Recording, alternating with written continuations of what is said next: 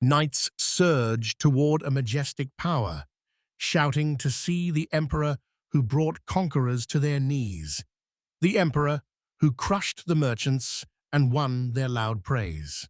They chant that their emperor defeated the infidels and proudly call themselves the great protectors of their faith and of the Messiah.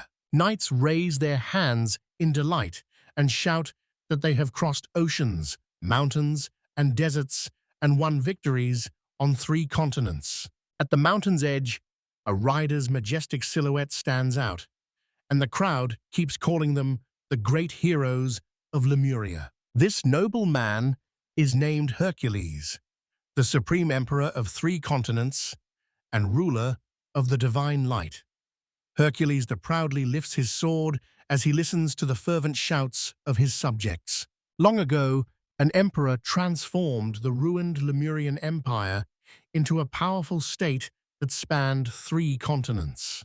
Hercules' story begins in his childhood when he races across Lemuria, shouting fiercely that it will never happen. Hercules, the 3rd prince of Lemuria, a weak, dying empire, rides at full speed, turns toward a shout, and says he does not want to be emperor. After his father, the late Emperor Adrien III, died, the throne was empty, and although Hercules was not meant to inherit, he had to become the next ruler because his 2 older brothers were incapable. The idea of becoming emperor of even a small, weak country seemed worse to him than any punishment. He was furious that his brother's incompetence forced him to take the throne. He shouted that he wanted to live his life quietly and steadily. Behind him, a girl's voice asked him not to be so selfish. Hercules recognized the voice and knew he had been caught. It was Carolina, his childhood friend, who had always watched over him. He lost his temper, not realizing she would go so far to catch him. Carolina kept chasing him and asked why he was running. He replied by asking if she was still after him. She said she couldn't have caught him otherwise. She shouted for him to stop fleeing and become emperor, but he angrily asked if she was joking. Hercules refused to rule a weak and exhausted country on the brink of destruction. Suddenly, Carolina grabbed him by the collar and sharply pulled him down, knocking him off his horse onto the ground. Before he could recover and open his eyes, she straddled him, not even letting him sit up. Carolina proudly said she had caught him and looked down, while Hercules only gritted his teeth and glared at her. The Lemurian Empire once spanned 3 continents and stood as the dominant military, economic, and cultural power, leaving a lasting mark on history. Elves, priests, and powerful women endowed with the power of ancient elves founded this state, now etched into the world's memory. Once, the world's greatest power was split by civil war into East and West, and the western half was destroyed. Eastern Lemuria fell into decline under repeated invasions by various peoples. Hercules bitterly notes that the country has lost 60% of its territory, and trade, cut off from most grain lands and access to the sea, has become almost impossible, which may explain the decline. At that moment, an old man approaches the young men in the field and asks after them, and they immediately recognize him as Lemuria's 19th emperor, Adrien III, bowing and thanking him for the prosperity brought by Ela's efforts. The emperor replies that if all goes well, the country will not face hunger this year, and apologizes to the common people for all their hardships. Addressing the little Hercules standing nearby, he asks how he is doing, emphasizing that the future development of these lands depends on him. Hercules sits quietly holding a book and does not respond to the invitation to go with him. The emperor steps forward and offers to show him these lands, noting he can finish the reading later. Hercules lifts his head, scans everything, then returns to reading, saying it's just an ordinary wheat field and he'll finish reading. The emperor takes the book, explaining the author saw the world as it is, but you cannot feel life's true emotions by reading pages. Hercules scowls. Looking back, he sees 2 people working and asks his father what they are doing. He explains that they are collecting ears of wheat to grind the grain into flour for bread. Hercules sees how the workers' hands grow tired from the tool and thinks it is uncomfortable to use. He points to them and suggests replacing the sticks with something like a comb. The emperor is puzzled and does not see how the crest is relevant. But in the end, they all decide to try it. Workers cheer that the job is easier now and their hands do not tire. And the girl says this lets her process several ears of grain at once. Hercules explains that using both hands and his own weight makes pulling the ears much easier. If we build a small platform, even children like this girl can work. Proudly, he says it will save a lot of effort and greatly boost productivity, and his father praises him. The emperor asks how he knows this, and Hercules says such a tool appeared during the Edo period, when farmers invented many new implements. Then he becomes embarrassed, unsure how to explain his knowledge. Looking away, he says he read about it in a book from abroad, and his father replies proudly that his son is truly clever. Hercules believes their libraries and archives don't contain it. He has his own secret. Possessing knowledge of advanced sciences and technologies, he keeps it hidden. People often called him a prodigy, and his father granted his every wish. It was those very insights that cost him his freedom and made him a victim of inflated expectations. Back in reality, he hears Carolina again, insisting that he become emperor. Hercules notices her hand pressing on his stomach, blushes, and asks her to get off because she is heavy. Carolina replies that if she climbs down, he'll run away again, then says she feels something hard under her, and Hercules panics and breaks into a scream. Again, she urges him to become emperor, stressing that he has the knowledge and skills to rule. He refuses and shouts that he will never be a ruler. Covered in sweat, he says he wants to travel when he grows up and is just gathering knowledge now, with no intention of becoming a servant of this country. He commands her to get down, demanding it, and firmly declaring he will not let the imperial title take his freedom. She asks if that means he doesn't want to be with her. Hercules hesitates and looks at her questioningly. Carolina says she loves and wants to protect the country ruled by his father, Emperor Adrien, and has always dreamed of seeing a new Lemurian empire created by Hercules. She cries bitterly and says she wants him to be emperor. Startled, he bolts upright and asks why she is crying. She tries to speak through sobs, and he, gathering himself, swallows his words. He humbly promises to take Carolina with him on the trip. She calms down and asks if it is true. He pats her head and says it is true and he will do anything she wants. She asks if he will let her read the martial arts book her mother forbade. He tells her to read. She asks if he will come for tea, and he hastily replies that he will. She asks if he will become emperor, and without thinking, he says he will. Silence falls. Hercules looks at her, and she looks back at him, now without a single tear. She grabs his collar and yanks him, and he, sprawled on the ground, shouts at her.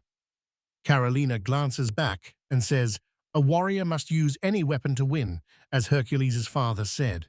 Calling her name in a pleading voice, he then, horrified, cries out across the forest that she deceived him. In the presence of many subjects, he solemnly ascended the throne and became emperor. On the throne, Hercules tugs and straightens his crown, muttering that it is disgusting to be trapped in such a country. He speaks aloud about the chronic trade deficit and the territories that keep disappearing under pressure from other nations, eroding the state's viability.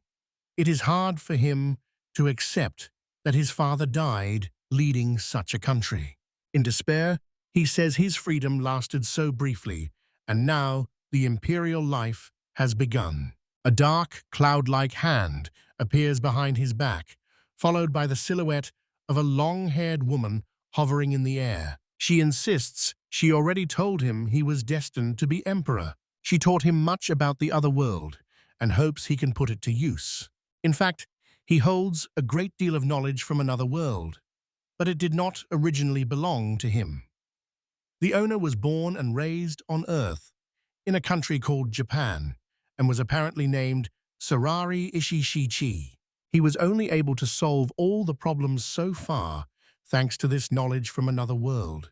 All of this is the work of a strange demoness in blood-stained clothes with long black hair and a slashed smile. He asks if she can imagine how much his head hurt from all this. Earlier, he had been a boring, foolish man. Even so, that knowledge is clearly useful. The demoness says she has high hopes for him, calls him a future great hero, and disappears. Hercules, on the verge of a nervous breakdown, shouts that he is ready to give up the throne. Then another man comes in, and sighing, says that Hercules looks nothing like the man who just took the throne. This is Christopher August, Hercules' uncle. Hercules asks, in a suspicious tone, if he is really a relative, and since the man looks nothing like their family, he points a finger and suggests he planted the idea in his father's head. Hercules accuses his uncle of favoring him over his two brothers and says he gets in his way. The uncle thinks and says he does not remember anything special, but Adrien often mentioned him. He lists how Hercules spoke at 2, could read and write at 3, and by 4 had reread every book in the castle, yet even that wasn't enough for him. Hercules covers his ears and asks him to be quiet. The uncle also heard that he had invented the senba koki, which greatly improved the efficiency of harvesting wheat, and since then yields have grown exponentially. Smiling, he says both the people and the former emperor were very pleased, and his becoming emperor was the right decision. Hercules sighs deeply and dreamily says it would be good if they rose up against him. At that moment, a subordinate runs up and, panicked, appeals to his imperial majesty. The uncle jokes that a man has come who plans to start a revolution in the atmosphere. Hercules says he picked a bad moment. This is Galphus Galanos, Carolina's father. He apologizes to Hercules and says they should from now on discuss running the empire together. Hercules plugs his ears against the noise and says he now understands what family Caroline comes from. A young man steps out from behind and asks them not to speak that way, saying Galphus is always like that. This is Lucanos Lucolios, patriarch of New Lemuria. Hercules asks Lucanos if he has been here the whole time and is told that he has and that it is terrible. Sighing, Hercules says that the room now holds his mother's relative, a soldier, and a whole unit, while he is only a 12-year-old emperor. He stands up and declares the country doomed, takes off his crown, and offers it to them as if saying, let them play politics without him, while he retreats to the library as everything slides toward the abyss. With an awkward smile, Lucanos says there's probably nothing to be done, and will have to rely on Lady Carolina again. A little later, Hercules looks dreamily out the window and says he was born into a terrible world to become emperor of a dying country. He remembers his citizens' faces pleading with him to save their country, and he tenses as the murmur of voices returns. He closes the book and tells them they are the only ones who give him silence, peace, and comfort. Uholos says that beyond the castle walls there is still much to learn, but only books help him discover his true self. He smiles and says books are his best companion, lifting him out of this narrow world. Opening another book, he waits to see which world it will take him to today, when Carolina comes around the corner in a panic, and Hercules, startled, screams through the library. Awkwardly, he asks what happened, and is told she caught him at that spot again. She shouts that she heard him and that he is dodging work again. Hercules mutters indignantly that they told her everything again. He says that with so many people around, he doesn't need to be involved in politics himself, and reminds everyone he is not forcing anyone. The title of emperor is enough for him. Carolina looks at him closely and asks if he understands anything about politics. He gets angry and asks again what she just said. Turning away, she says it's a shame because Adrien himself acknowledged him. Leaving, she admits she is ashamed because she thought Hercules could instantly solve the country's financial problems. She adds that she was probably mistaken because he is only 12. Those words make Hercules' ear twitch. She continues by asking what his father would think upon hearing this. Hercules gets up and asks if she really thinks he is a child. She spins, he laughs and says he understands politics, and she doubts how much he knows about the world. Offended, Hercules says the problem will be easy to solve once its core is understood. Carolina asks if he can do it now. Hercules grows even angrier. He says that if she insists, he will improve the empire's finances within 3 years. Carolina looks at him happily, and he sets a condition that if he succeeds, she will grant one of his requests. At first, she hesitates, then agrees, promising to do whatever he tells her, and he gladly reminds her she signed up for it. So began the hard journey of the young Emperor Hercules, who used his knowledge to conquer 3 continents as the Emperor of Divine Light. New Lemuria has changed beyond recognition. It is now known as the city that holds 2/3 of the world's wealth. The empire amassed vast wealth by letting goods pass through its territory, and its long prosperity depended on transit trade made possible by its favorable location. However, this method has 2 drawbacks, the first being its dependence on the political situation and on the economic conditions of import and export at the destination. Second, all these gains inevitably flow through the neighboring country, the great empire's main enemy, the Fur Kingdom. Hercules stands before a huge bookshelf, pulls out a volume, reads with interest, then closes it and sums up his thoughts. He says this means the Lemurian Empire must find a different source of income that does not rely on transit trade. People in power start to rejoice, telling Hercules he is finally motivated. Hercules snorts angrily but does not object, and the others exchange surprised looks, not understanding what has happened to him. The uncle cheerfully announces that he has finally made a decision and become a true emperor. A believer says they can now prevent the fall of the Lemurian Empire. Hercules, exhausted, gives them a weary look and replies that he still hasn't done anything. Her father praises her and pats her on the head, saying she did well. She smiles and agrees. Hercules looks at them with hatred. He remembers saying he would improve Lemuria in 3 years. Now, he realizes how foolish he is, but knows there is no way to back down. Sweat runs down his face, and his cheeks burn. The girl asks if raising the funds in 3 years is a crazy idea. Hercules touches the book and replies that it is possible. So he begins with a simple export of goods. He explains that besides wheat, the empire's staple food, they grow grapes and olives, which are turned into the empire's main exports, wine and olive oil. These are the state's main export and financial resources. However, every country produces these goods, and the First Kingdom's craft industry is as developed as Lemuria's, so competition leaves profits almost at zero. He says that to restore the finances, we need to create a unique product that will be available only in Lemuria. Everyone listens to it with interest. A maid enters unexpectedly. Everyone turns as she comes in, carrying cups and a teapot. She pours the dark liquid and hands a cup to each person. Everyone there looks at the drink nervously. Its color is black, and no one dares to drink it. Hercules takes a sip without hesitation and tells the others not to be shy because he just made it. Despite their protests, Hercules smiles and insists they try it. Everyone takes a cup. One of them notices a strange smell coming from the drink, so everyone sniffs it suspiciously. They sip together, at first looking indifferent, but Carolina and the man suddenly grimace and say the taste is awful, while the priest smiles and says he feels refreshed and likes it. Carolina asks if it is some kind of medicine, because it is too bitter for her.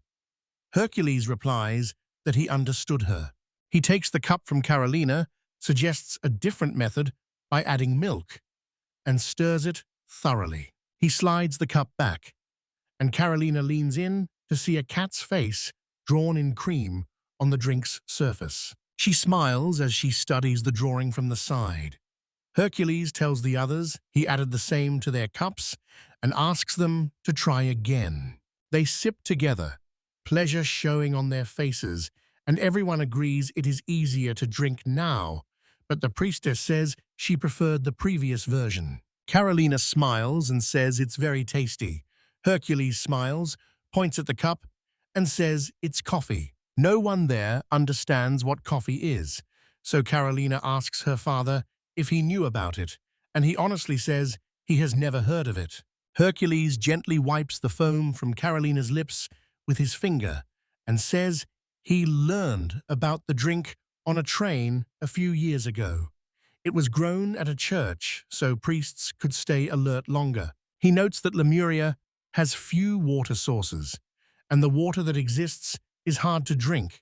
So the main drinks are grape wine and another beverage that can be stored for a long time. But they make people drunk quickly, so aristocrats with money drink tea brought from the East, which remains expensive because it must be imported. Coffee has no established production methods, but it can be grown in Lemuria's climate and soils, and selling it as a special product of the empire will attract attention. Silence fills the room, and only the priestess says it's all clear, while Hercules' uncle agrees that coffee should be sold as an imperial specialty. Someone tells him they're not impressed, and angrily asks what that is supposed to mean. He explains he bought a tea set from the silk lands of the East just to present the drink, white porcelain made only there and extremely expensive.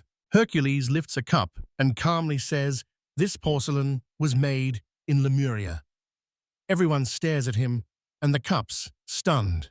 The priestess says it's impossible, that white porcelain is exclusive to the eastern silk lands, and even the earliest kingdoms lack that technology, while Hercules listens calmly and sips his coffee. He explains it is bone china made in London in the 18th century. The others do not know what London is.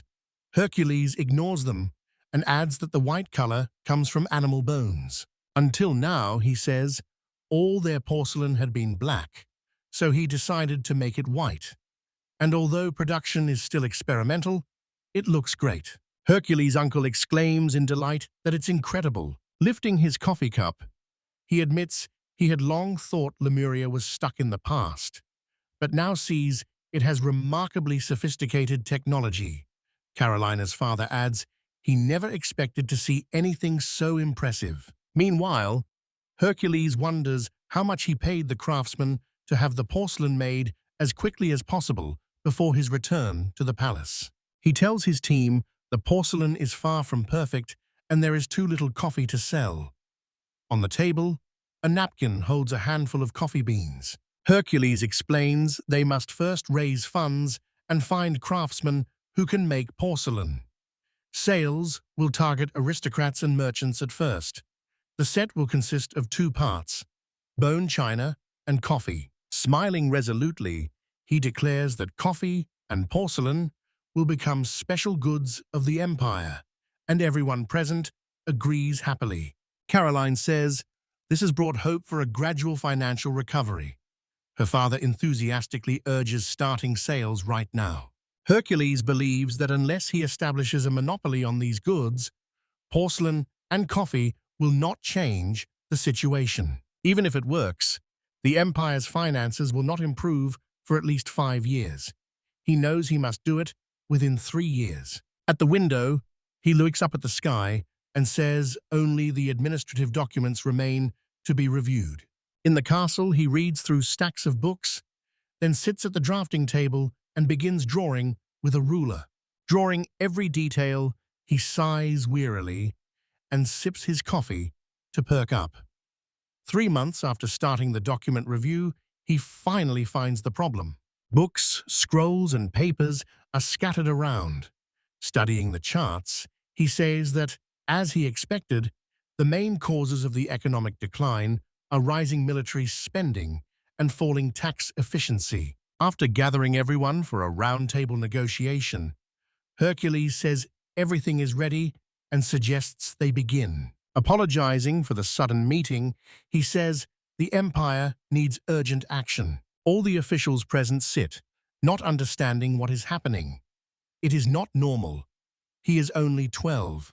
Hercules calmly sips his coffee while Carolina glares at anyone who speaks against him.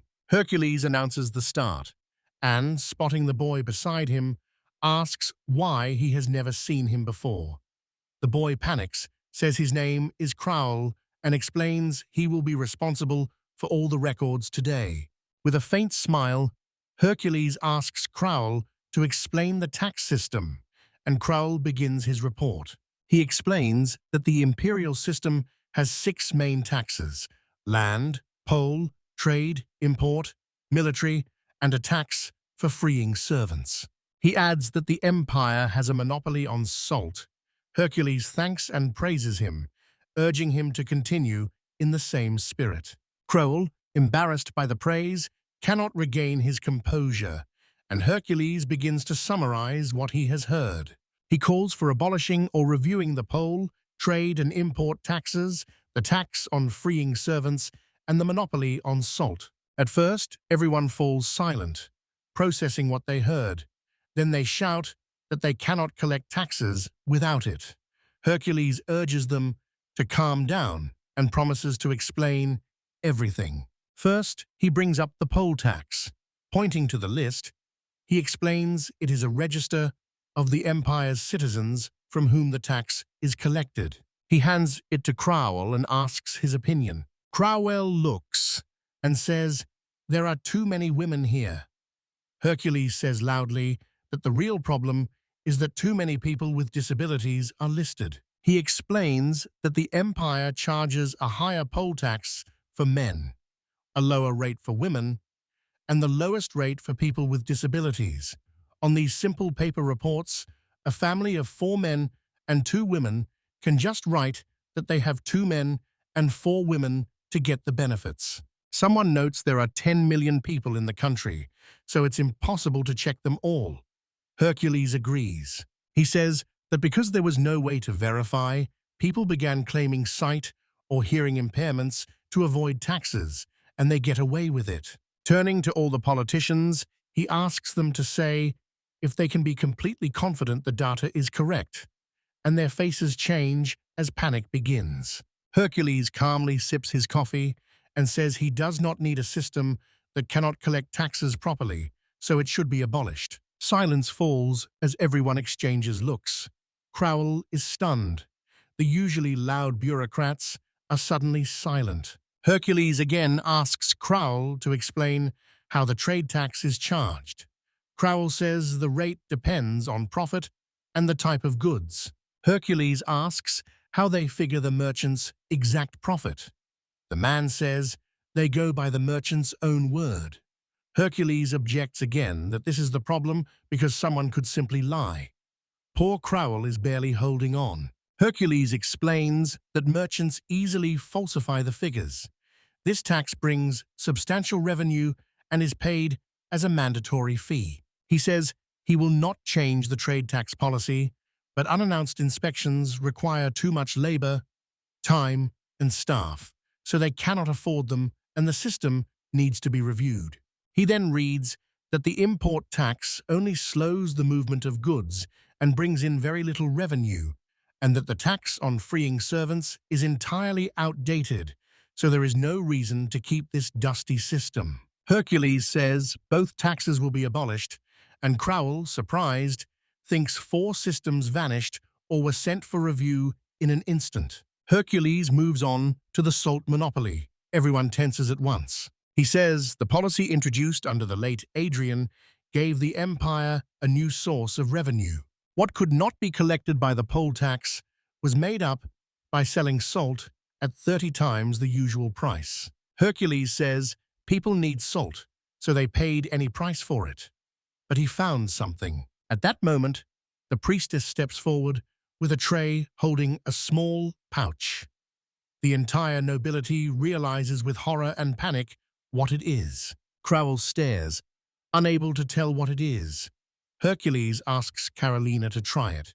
She tastes it and says it is plain salt, better and cheaper than the Monopoly brand. Hercules says this smuggled salt is far better than the imperial monopolies and is sold nationwide at a fairly low price. He says that the presence of that salt on the streets shows someone is secretly pulling the strings.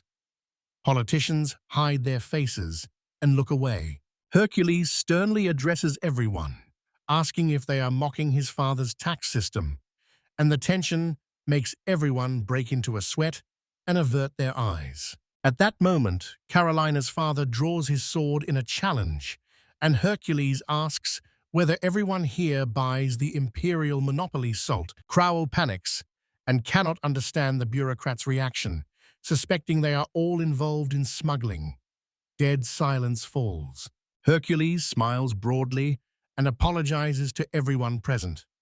Everyone snaps their heads up and looks at him in surprise. He says the system built solely to compensate for a broken tax policy is unstable and harmful and will be abolished. Everyone stares at him in horror. Hercules says he will look the other way on salt smuggling. Those interested begin to twitch nervously. He clarifies that it will only happen under one condition. Those present start to guess what that condition will be. Hercules says the merchants should form a trade guild. Everyone looks at him in surprise, and Crowell starts thinking. He explains that with today's methods, merchants can fake their profits, and it is impossible to control this. Forming a guild would reduce the number of inspections, and cross-checks between guilds and merchants would let the government gain at least partial control over the economy. Some point out that forming a guild can raise prices, because when one seller sets a price, others will copy it. Another says many people see trade as dirty because money is earned by tricks instead of hard work, and Hercules is outraged that anyone can live with those views. He says if there are few buyers, they should join together and find a way to sell to them instead of mindlessly raising prices, otherwise the goods will spoil. Noting that the merchants already have an informal guild, he says it should be used for the empire's benefit. Addressing everyone, he snaps his fingers, announces he has created a new tax system, and invites them to join. The uncle hands out flyers to everyone. Hercules says there are no emperors or bureaucrats here now, only people who want to revive Lemuria and can do it. He urges everyone not to fear challenging his decisions. Everyone reads the documents closely and stays silent. Noting the reaction, Hercules says their pay is too low and promises to secure fair wages himself if the reforms succeed. Smiling, he encourages everyone to work together and give their best. The attendees respond enthusiastically, saying they want to ask questions and discuss the details. Heated debates began in the hall and lasted 3 days and 3 nights. After many revisions and improvements, a new tax system was announced across the empire. 2 years after it was introduced, tax revenues were about 1.5 times higher than before. The use of tax funds, especially the costs of maintaining the imperial palace, was reviewed, and all imperial treasures without historical value were sold. Lemuria's treasury began to recover steadily, and 14-year-old Emperor Hercules gained strong support from the merchants who ran the state's logistics. Caroline says it's great and believes he can fix the empire's financial problems in under 3 years. Hercules proudly says he knows it and asks why she won't pet him on the head. She reaches out happily and agrees. He suddenly blushes, looks away, and grows nervous.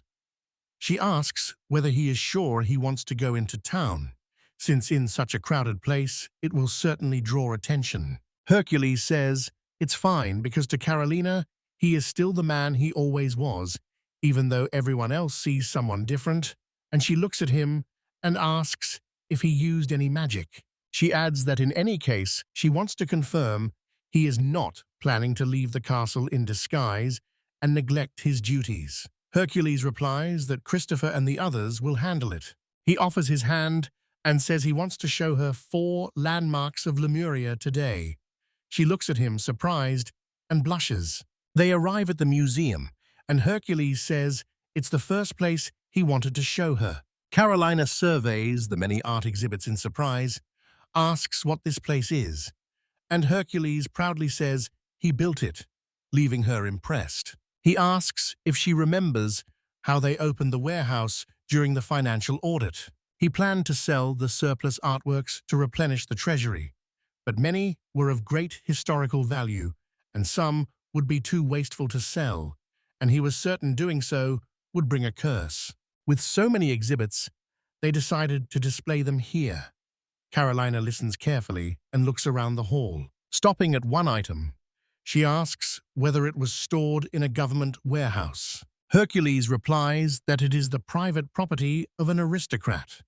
At first they planned to display only items from the castle, but the nobles insisted on showing their own wealth as well. Smiling slyly, he adds that they pay rent for the space and visitors pay an entry fee, so they make a healthy profit. When Carolina shows no reaction, Hercules protests that this is not what he expected. A female demon appears and says women are not interested in hearing men brag. Hercules angrily orders her not to appear unannounced. The demon says she is only giving advice. She explains that Carolina, like most people, thinks differently and still hasn't grown to love art, and suggests showing something simpler while Hercules listens and considers other options. Deciding to visit the next landmark, he goes to the street market he used to frequent. At the market, everyone is bustling, selling bread, washing clothes, and sorting grain.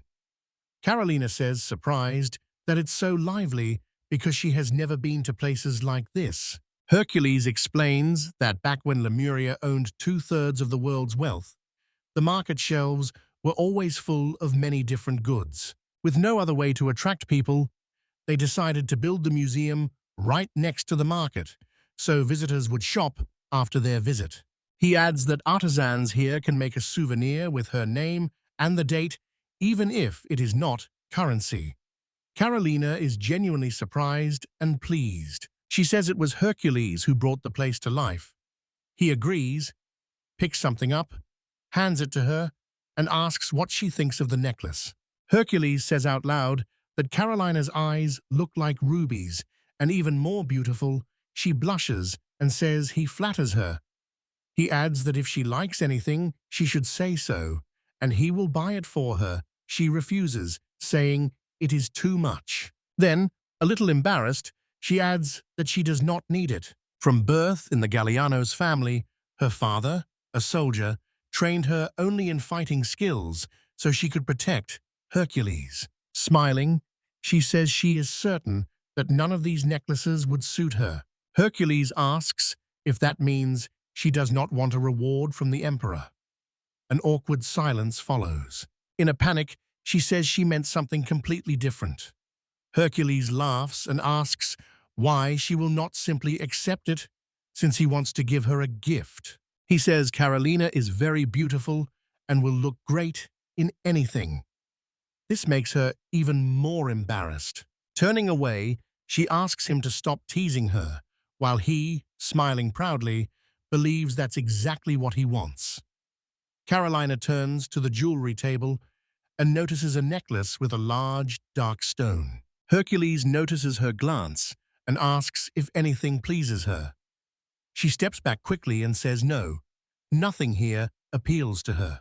Hercules decides that, given how things are going, he should not show her the aqueduct under construction now, a structure with a channel to carry water across a ravine or river. He pauses and knows what to do. They watch the horses race, and Carolina's face shines with childlike joy. Enjoying the chariot races, she has long dreamed of seeing them. Hercules says he just guessed she would like them. She agrees happily, adding that everyone likes them. Carolina says chariot races are a test of trust between rider and horse.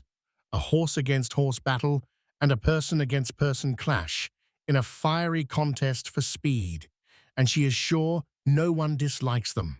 Excitedly, he says that Red Comet Chanotus Quadriga is especially impressive, a hugely popular jockey who has won many races since his debut, and Hercules replies briefly that he understands. After the race, all the racing heroes say goodbye to the crowd. Carolina sighs and says, "Today's race is over." Suddenly, the musicians begin to blow their trumpets. She turns and sees her father raise a scarf high, then lower it solemnly. Suddenly, riders and horses burst back into the arena at breakneck speed. Carolina watches in shock. She doesn't understand what's happening. They decided to hold 2 races, though she was sure there was only 1 gate. Hercules explains that they added new gates during the stadium renovation. Carolina listens to him with admiration. He explains the stadium had long suffered from financial problems and neglect, so they decided to rebuild it under a new plan. Hercules says smugly that rebuilding cost less than repairing.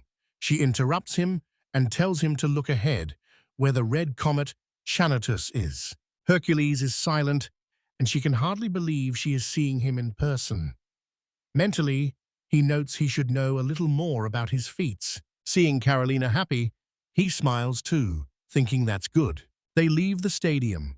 Carolina bounces with joy and says it was wonderful and cannot believe he agreed to it at the last minute. For her, the red comet completely lived up to its name. Pretending to be sad, Hercules points out that she has completely forgotten him. In the middle of the conversation, she bows and apologizes, saying she is very sorry. Hercules passes by and says he knows it's late, but asks if she'd like to walk to the last spot. And she follows him, asking where exactly. He says with a sly smile that they will go to the sea. Carolina's face darkens. Hercules is puzzled by her reaction. It's a classic spot for walks and dates, but she says she has never heard of it. To her, the sea is the final outflow of all Lemuria's sewage, a smelly, dirty, disgusting place. Hercules understands that places for dates were chosen differently in her world, but he smiles and says it's all right, and she keeps refusing. He insists, nudging her and saying it's all right. She resists, but when they reach the sea, he asks her to open her eyes. She looks down at the endless sea shining under the sun and stands frozen with wonder. Looking around, she says in surprise that there's no trash here. The water is clean and doesn't stink. The harbor used to be full of fish waste, but now it is crystal clear. Hercules says this is thanks to the law. In the past, New Lemuria dumped all its sewage and garbage into the sea, making the harbor filthy and sometimes leading to epidemics. To solve the problem, he built a facility, points to the building, and says it is a treatment plant. All of New Lemuria's wastewater goes through a series of filters before being discharged into the sea. A new law against waste is now in force, and he plans to create a new position in charge of collection and disposal and move all landfills farther from the capital. Carolina says she can't believe he put in so much effort and even passed a law to clean up the trash, asking whether that was really necessary. Hercules says it was. He pulls her close and kisses her on the forehead. Smiling, he says that if he's going on a date with someone he likes, then the streets should be clean. She blushes and feels hot. He reaches for her neck, fastens a necklace, and says the blue stone looks great against her fiery hair. Carolina, surprised, notices it is the same necklace, and he says he saw that she liked it. Hercules says the accessory suits her perfectly. She pauses for a moment, then thanks him with a genuine smile. They stand motionless for a long time, as if he is waiting for something. After a pause, he says plainly that he wants her to do something too. She becomes embarrassed, but he explains and asks her to kiss him on the cheek as a sign of thanks. Hercules says he worked tirelessly, and his policy made the sea so beautiful.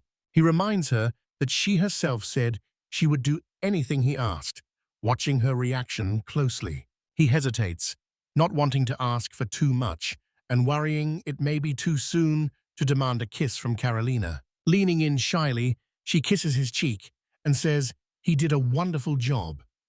Hercules begins to blush. She steps aside, and he thanks her. A demon appears and jokes that it's gotten hot here. Hercules angrily tells her to be quiet, and Carolina does not understand why he reacts that way. Meanwhile, someone in the castle notes suspiciously that he is not around today, and another says he is on a date with Lady Carolina, leaving the uncle and the priest surprised. The priest says in a low voice that it's good to take an interest in a girl. Christopher grows embarrassed by those words. The uncle notes that Di, who at first showed no initiative and loafed around, has been working tirelessly lately, so taking a rest is normal. He probably just wanted a short break. Reading the documents tensely, he adds that war may start soon. Panic is spreading on the Personia Peninsula after strange activity was spotted. There is no evidence yet, but we cannot leave things as they are. We must act to prevent escalation and discuss everything. The uncle says they should go to him, but Christopher grumbles that he will only get in the way, calling him a know-it-all. They enter and see an unexpected sight. Hercules is lying with his head on Carolina's knees, reading a book. She asks if it would be more comfortable to sit. Seeing her father, Carolina is startled, and they both cry out in shock, while Hercules does not react. After a short discussion, Hercules, without rising from her lap, asks whether they really want to expand the military. One suggests starting with the navy, and another suggests strengthening the army. They glare angrily at each other.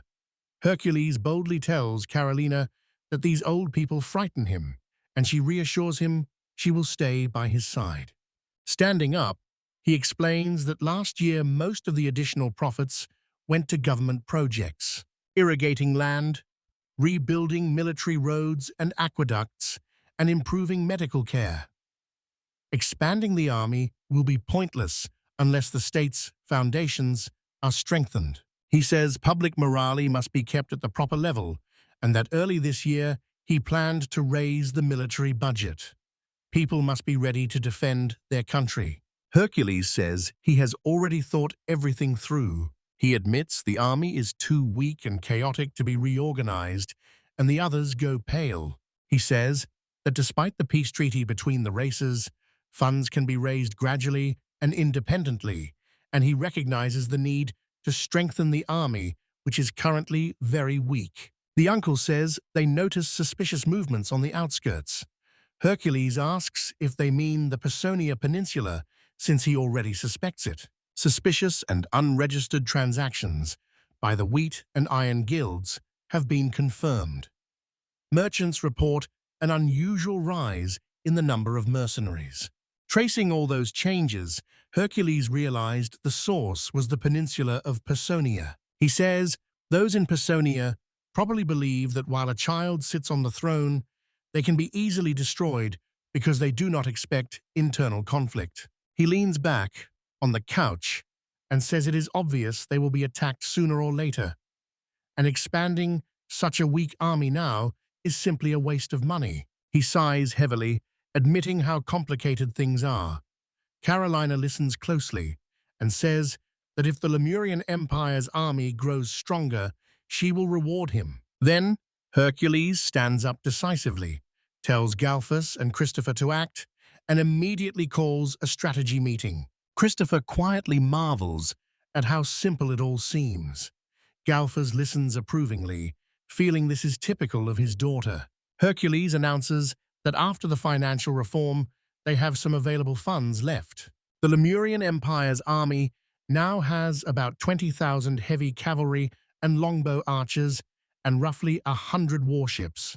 Now is the time, he says, to consider war to reclaim lands lost under the previous administration. Hercules asks Galfas how many reinforcements are needed, and Galfas says the cavalry is enough for now, but he still feels uneasy. Someone adds that foot infantry needs at least 10,000 fighters, preferably 20, and Hercules replies bluntly that they cannot ask for more because the finances do not allow it. Galfas looks grim and thinks the situation is hopeless. Hercules turns to Christopher and asks about the fleet. He says he is satisfied with the state of the naval forces, but many ships are worn out and need rebuilding. He says cutting military spending would greatly strengthen control of the sea, and Hercules asks if he means keeping the status quo. Galfas points out that there have been no naval battles for almost 20 years, so they need an army now. Christopher objects angrily. He shouts that if they lose control of the sea, they will not be able to defend the capital and demands the fleet be the priority. Galfas refuses, calling instead for stronger land forces and refusing to feed parasites. Hercules understands both sides have valid reasons, and the troops do need more attention and funding. The Empire's forces are divided into two parts. Galfas leads the army, Christopher the fleet. Lemuria once maintained a standing force of 100,000 infantry, and its cavalry was supplemented by recruits or mercenaries from allied tribes. The main army was well trained and could adapt quickly to any battlefield, which helped expand the empire's territory, but under Adrien III its size was greatly reduced. Disbanding most of the infantry, he formed forces of heavy cavalry and archers that were less flexible but effective in battle. Hercules admits it was a wise decision at the time, since those warriors partly replaced the cavalry. Half the army were peasants, and the other half were mercenaries from allied tribes. With poorly armed fighters who had only held the plough until yesterday, victory was impossible. Adrien III continued to lose men, and battle after battle was lost. Money was wasted on expensive horses and armor, and the empire soon fell into a deep financial crisis. This is what led to the current difficult situation, causing Galfas and Christopher to argue constantly. Carolina suggests that if forming the main army is so difficult, they should hire mercenaries, and Hercules thinks it over and decides that would be difficult too. He points out that mercenaries fight only for money. Even the Spanish Habsburgs, with colonies and silver mines, drained the budget by keeping elite troops. Lacking a regular army, many of them betrayed their cause and left a bitter lesson. Niccolo Machiavelli warned that foreign mercenaries could not be trusted. Hercules recalls that Tertia managed to shift from mercenaries to a regular army, unlike the French reinforcements who betrayed Machiavelli. He also mentions the Swiss mercenaries who fought for France to the death. History has many different examples, so the danger cannot be generalized. He argues that Machiavelli forced mercenaries to endure many hardships, and much of his theory stemmed from personal motives since Machiavelli himself lacked military talent. Hercules concludes that given the army's weakness, mercenaries will only worsen the situation, so they must focus on strengthening their own forces. Galfas agrees. Most of the fleet's mercenaries cannot even ride horses, he adds, and this annoys Christopher. He replies that their ships are in terrible condition after being mistreated by the soldiers, and now they will have to be rebuilt. They start arguing and shouting at each other again. Hercules sternly warns that if they do not stop immediately, as emperor, he will order them to kiss. Everyone instantly falls silent and sits down. Hercules says with satisfaction that it is wonderful and calls them obedient boys. He stresses that the fleet must not be abandoned because once control is lost, it will be hard to regain. So shipbuilding should be accelerated. Christopher thanks. Continuing, Hercules notes he cannot add 10,000 more horsemen, but he can find about 3,000 soldiers and asks Galfas if that will be enough. He points to the 30,000 junior officers in the regular army as the problem and asks if that is normal. The answer is yes, because there will always be some junior commanders. Hercules says he will leave it to Galfas. Galfas obediently replies that everything will be as he wants. Christopher suggests dealing with those guys from Personia, and Galfas adds that they are pretty troublesome. 8 years ago, the mercenary corps of Personia rebelled against the emperor and plundered the peninsula. They realized the ruler relied too much on slow, heavy cavalry and would not withstand a fight with light infantry, so they would likely use the same tactics. Carolina asks whether this really means they will invade again. Hercules replies that they are more likely trying to make the young emperor suffer and plunder the treasury. They appear to be in financial trouble. Hercules had heard that farmers on the Personia Peninsula were suffering badly from toxic chemicals. Christopher and Galfas begin to realize who the true enemy is. Hercules says, it appears one person is behind it all. Meanwhile in the castle, while a maid cleans, a beast man with ears enters, sees the woman, and growls. He suddenly grabs her, pinning her with fear, and tells her there is nothing to fear because he is the master of this place. Elsewhere, the same man asks a subordinate how many soldiers they have gathered. He says that besides 10,000 mercenaries, including 5,000 infantry and 5,000 crossbowmen, they gathered 30,000 foot soldiers and 5,000 light cavalry from various tribes. Embracing the girl, the man says, this comes to a total of 45,000 fighters and smiles, pleased with the result. Meanwhile, Hercules explains that the commander of Personia's mercenaries is a black panther named Dalios. A priestess carrying a pile of documents walks through the castle, looks out onto the street, and sees Carolina and Hercules training. She notes they fight at full strength every time she looks at them. Christopher hands Hercules the documents, explaining they show the army's formation status and the shipbuilding schedule, and asks when the war will start. Hercules says that given the surge of wheat and iron into Personia, they will act soon. Soldiers are already gathering, but preparing for war will take a long time. He reports their soldiers are well trained, but they must rebuild the ships and gather as many troops as possible, making sure they are fully prepared. As soon as the strategy meeting ended, the soldiers and craftsmen of the Lemurian fortress received their orders and went straight to work. Ships in the harbor are quickly heading out to sea. Christopher reported that they had gathered all the galleys and was carefully checking everything. Pointing to one of the ships, he says, the sailing vessels are too slow, so they must cut weight and boost speed, since in battle the ship will carry armor and weapons, and every resource must be used. Moreover, the rowers on the starboard side are pulling much harder than the rest, which could make the ship veer and hit an allied vessel, so it must be fixed at once, and the crew promptly carries out the order. Training is in full swing on the parade ground. Warriors take turns fighting, and Galfas irritably asks if they are really frightened by it. Furious, he shouts that they must not even dream of defending the empire with such forces, because their enemy is barbarian invaders who seize the country's lands, so they have no right to tremble or retreat. He orders them to imagine he is an enemy general and to attack him with intent to kill, promising no one will go home until they win. A war is coming to win back the lands Personia lost.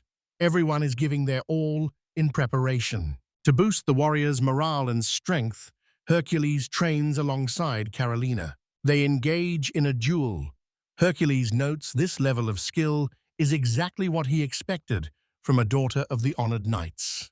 Finding no gap in her defense, he names Carolina the Supreme Knight. Carolina gives a sharp swing with her sword, sending it snapping back, and says the move won't make her drop her guard.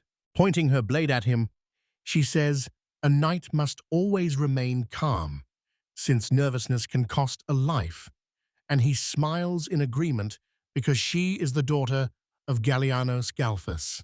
Then he says, "Try this," and sharply pushes off the wall, using his innate magic to boost his body. Carolina blocks the sword strike, fear flashing in her eyes.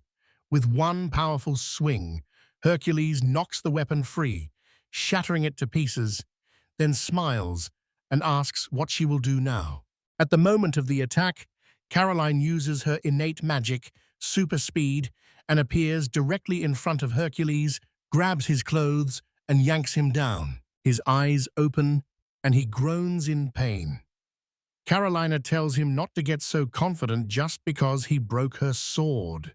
He smiles awkwardly, admits defeat several times, suggests stopping for the day, and says he's no match for her. She protests loudly that it is not true and insists he was great too, saying she believes he has an undeniable talent for fencing. He admits he can only do ordinary things and does not believe he can get better. Carolina notes that if Kelly uses the bond with the spirit she has a contract with, not even Carolina will be able to stand against him. Elves possess 3 unique abilities: witchcraft, magic, and spiritual art. Witchcraft is a gift that lets you deeply understand the world and alter its structure. It is highly valued in medicine, manufacturing, and during sieges. Thanks to witchcraft, they managed to build the treatment facilities in a short time. Magic may look like witchcraft, but its nature is different. Unlike witchcraft, limited by calculations and incantations, magic can be used freely in battle. However, no matter how much someone studies and trains, not everyone is compatible with magic. Magic is divided into 3 main types. Innate magic is present at birth, like Carolina's super speed that greatly boosts her body's movements. Blood magic is tied to bloodline. The Gallianos family belongs to that group. Anything in their hands becomes a weapon of the highest class. Hereditary magic passes from one generation to the next. The Lemurian emperor's magic identifies the heir to the throne. By using it, Hercules can gain a psychological edge over other elves, which is especially important in negotiations with nobles about financial reforms. Finally, spiritual art is the ability to make agreements with spirits to gain their help. Spirits are nature's will and strength, and through a contract, a person can wield their power. Anyone who enters into a contract can do this, so they are highly valued. For example, spirits that predict the weather are especially important in rural areas. Spirits demand payment for their services, and each use of their power carries a cost. A clause in his contract is the source of his magical energy. Hercules tells Carolina his spirit can do little to help in battle. Smiling, he says it may not matter. Relieved that Carolina was not hurt, she wants to object. Smiling, Hercules suggests returning to the room, and before she can offer to help him up, he abruptly pulls her close. She lunges at him, and he happily notices she has let her guard down. She panics and tries to break free. She says she thought the training was already over, and he asks why she looks so flushed. He asks if it's time for her to use her super speed. Carolina says that in this position he would just be sent flying, and she does not want that. Hercules asks if she is trying to look calm, then jokingly pretends his arms are tired after training and starts to fall, and she asks him to stop because it is unfair. Smiling, he thinks she's so easily embarrassed and gently runs his hand through her hair, pushing her bangs aside. She closes her eyes, Her cheeks grow redder and her lips tremble. Hercules looks at her in surprise. His gaze falls on the pendant. She still wears the gift he once gave her. Taking her hands, he leans in to touch her lips. Suddenly, the priestess's voice rings out, teasingly calling it carefree youth. Irritated, Hercules asks what she wants.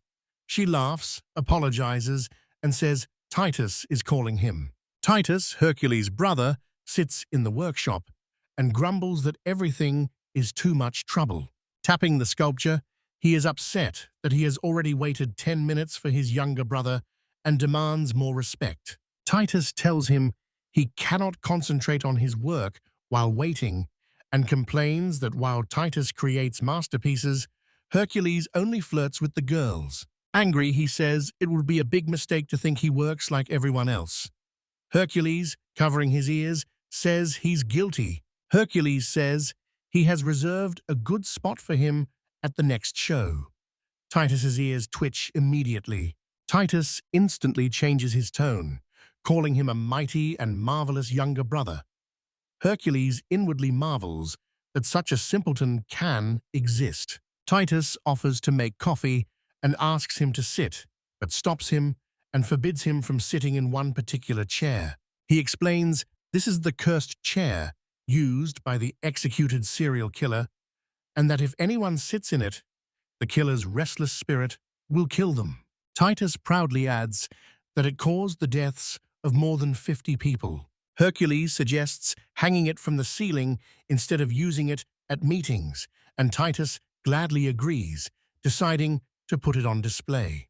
Despite being the second son of the Adrien family and having a brother who became emperor, Titus remained close to him because they shared a love of the arts. Hercules asks how Adrien is.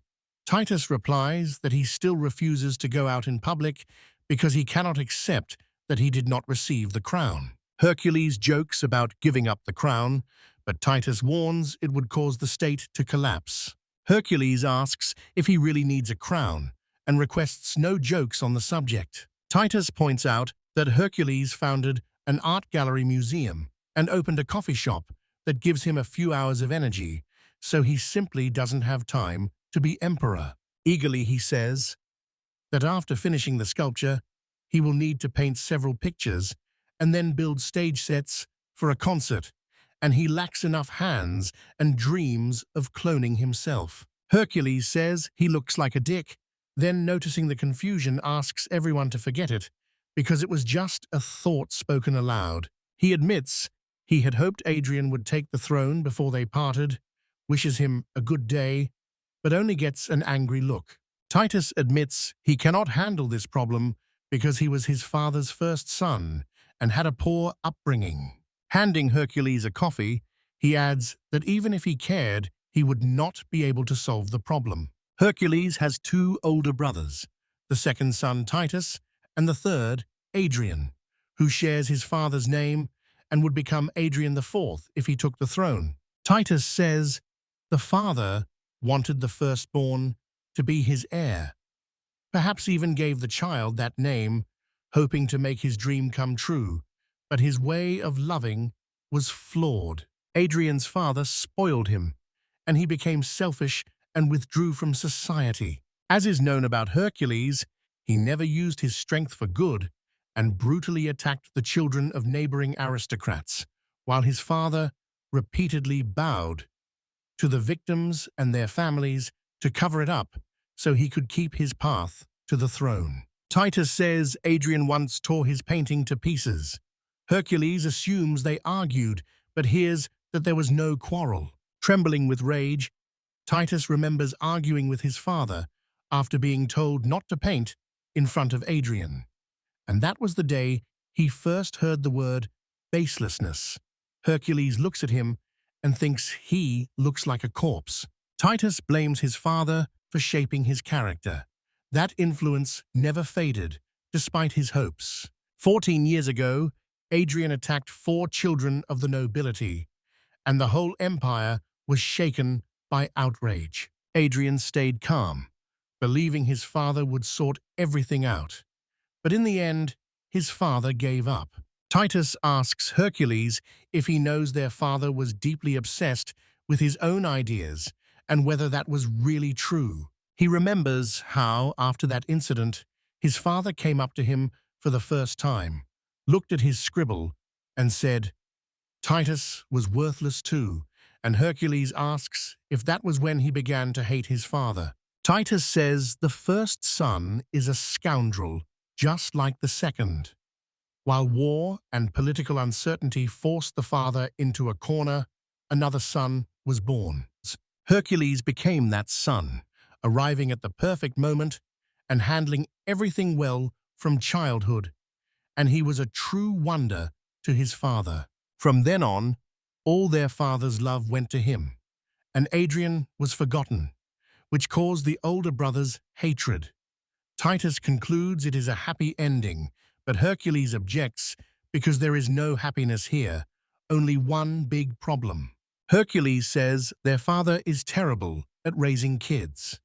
Titus disagrees, saying he himself proves their father succeeded because he avoided all the mistakes made with the first and second sons. Aristocrats from royal families are true creations shaped by the bitter experience of past generations.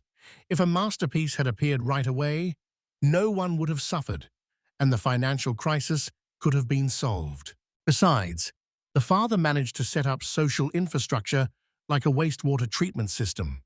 Hercules sips his coffee, thanks Titus, and looks away. Titus asks when they will get rid of Adrien, since no one knows when the older brother, hungry for power, will cut off his head.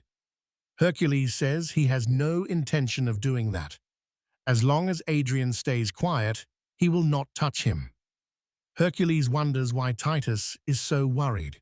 Titus asks if he truly believes his brother will do nothing, and if it would be a problem for him to contact non-elven nobles. Hercules falls silent, then says Titus knows nothing about politics, and asks what Titus thinks they will do then. He reasons aloud that starting an uprising is impossible, because the guilds track the movement of goods and people, and an attack is impossible too, since no assassin will get past Carolina's guards. Smiling suspiciously, he adds that even if the attempt had happened, the attacker would have been easily caught or killed for many reasons, and Titus asks who else would be alarmed when Hercules says such grim things.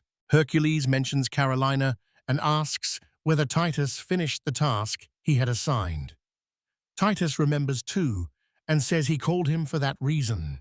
He puts a suitcase in front of him, and Hercules opens it with curiosity and smiles at what he finds. Praising the work, he says he expected nothing less, and Titus, pleased to hear it, asks where he got the design.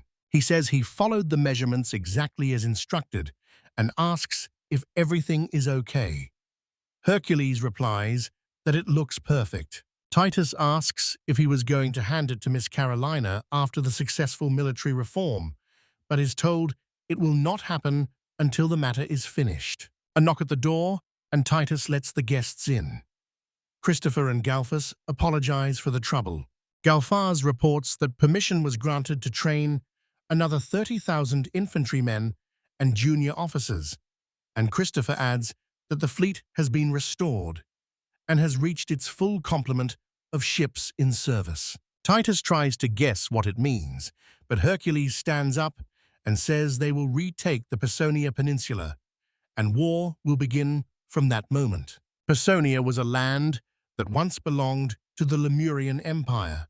Its main income came from exporting grapes, olives, and marble, but that clearly was not enough to support about 10,000 mercenaries. 8 years ago, when His Highness Hercules was only 4, mercenaries forced their way in here because his predecessor, Adrien III, stopped paying the wages agreed in the contract. To crush the uprising, he personally led the troops and started a war, but suffered a crushing defeat at the hands of the army led by Delios, and peace was only secured by losing the Personia Peninsula. Since then, Personia has effectively become a separate state ruled by mercenaries. Tonight, the harbor of Personia is calm. People chat, laugh, and drink as they enjoy the quiet night, and one of them says with satisfaction that it is a wonderful night. His words are cut short by a cough, and he chokes on his drink when sharp knocks from the street signal the invasion. Panic breaks out as people shout to one another to take their places quickly and get ready. Stepping outside and looking toward the sea, they see with horror countless ships rushing toward the shore, forming a wide line. Tyranny grips Personia itself as exhausted residents sit in the streets pleading for mercy, only to be roughly pushed aside by Dalios's soldiers. At Dalios's castle, an elegantly laid table stands before him with stewed meat, rolls, and appetizers. While reading the appeal, he learns of a request to lower taxes and coldly notes that there are too many poor people in this country. Mocking, he says that after freeing Lemuria from control, they still wasted all the money, and he arrogantly asks what they would do without him. Tossing the paper aside, he picks up his drink again. With pleasure, he says that at least the wine here is tasty and the food is better than in Lemuria. A subordinate reports detected troop movements by the Lemurian Empire, likely preparing an invasion, and Dalios just smiles as if he already knew.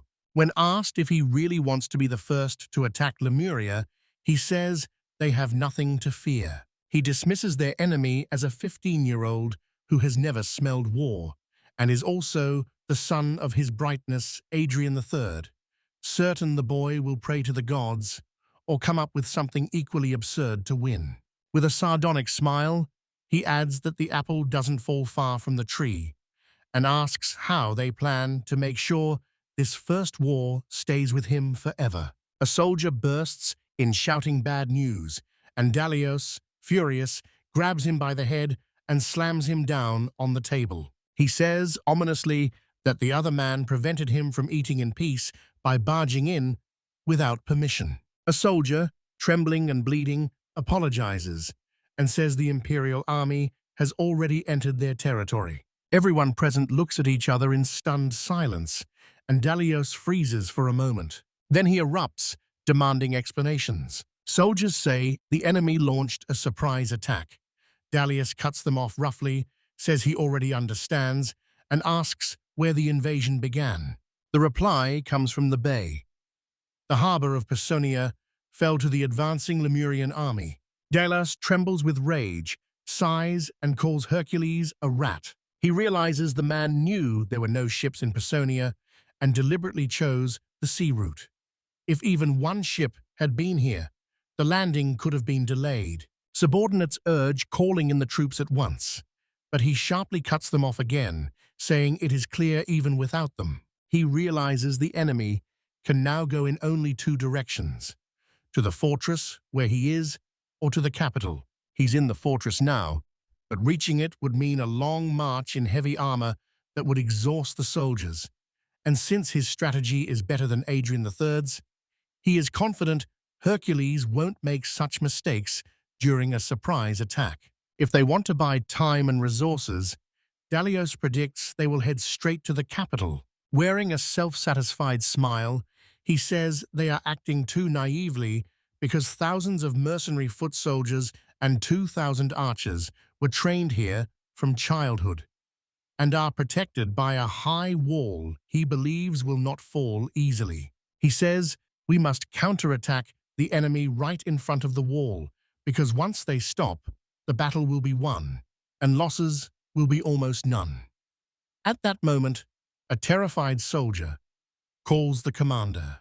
In a trembling voice, he reports that the capital's wall has fallen and the enemy has broken through the defenses. Dalios and his subordinates are frozen in shock. In horror, he asks if he heard correctly. Given his flawless military training, Lemuria should not have such a strong army here. The soldier says it coincided with a rebellion in the capital.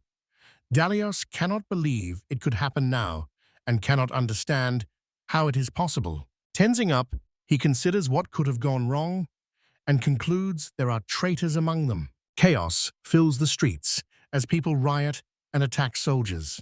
The crowd shouts for them to leave the country.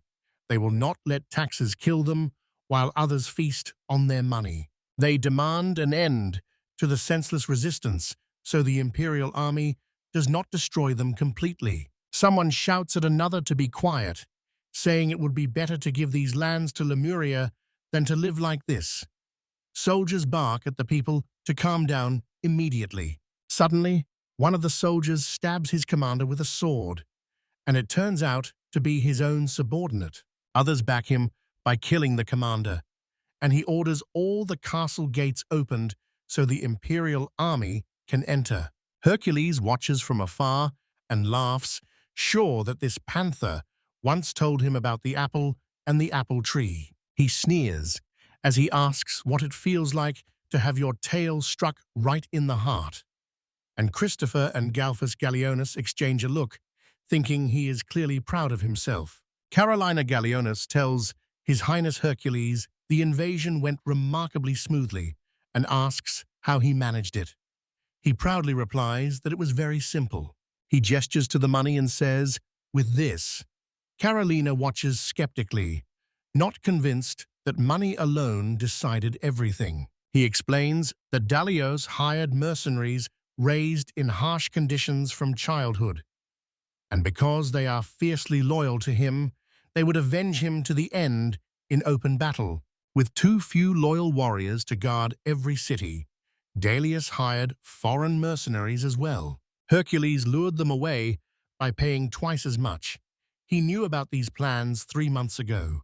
Galfus Gallienus looks at him and calls him a bribe-taker, saying there is no point in talking about loyalty after this, and Hercules simply reminds everyone that mercenaries cannot be trusted. After sending several bribed mercenaries into the city, he used them to incite a revolt among the residents.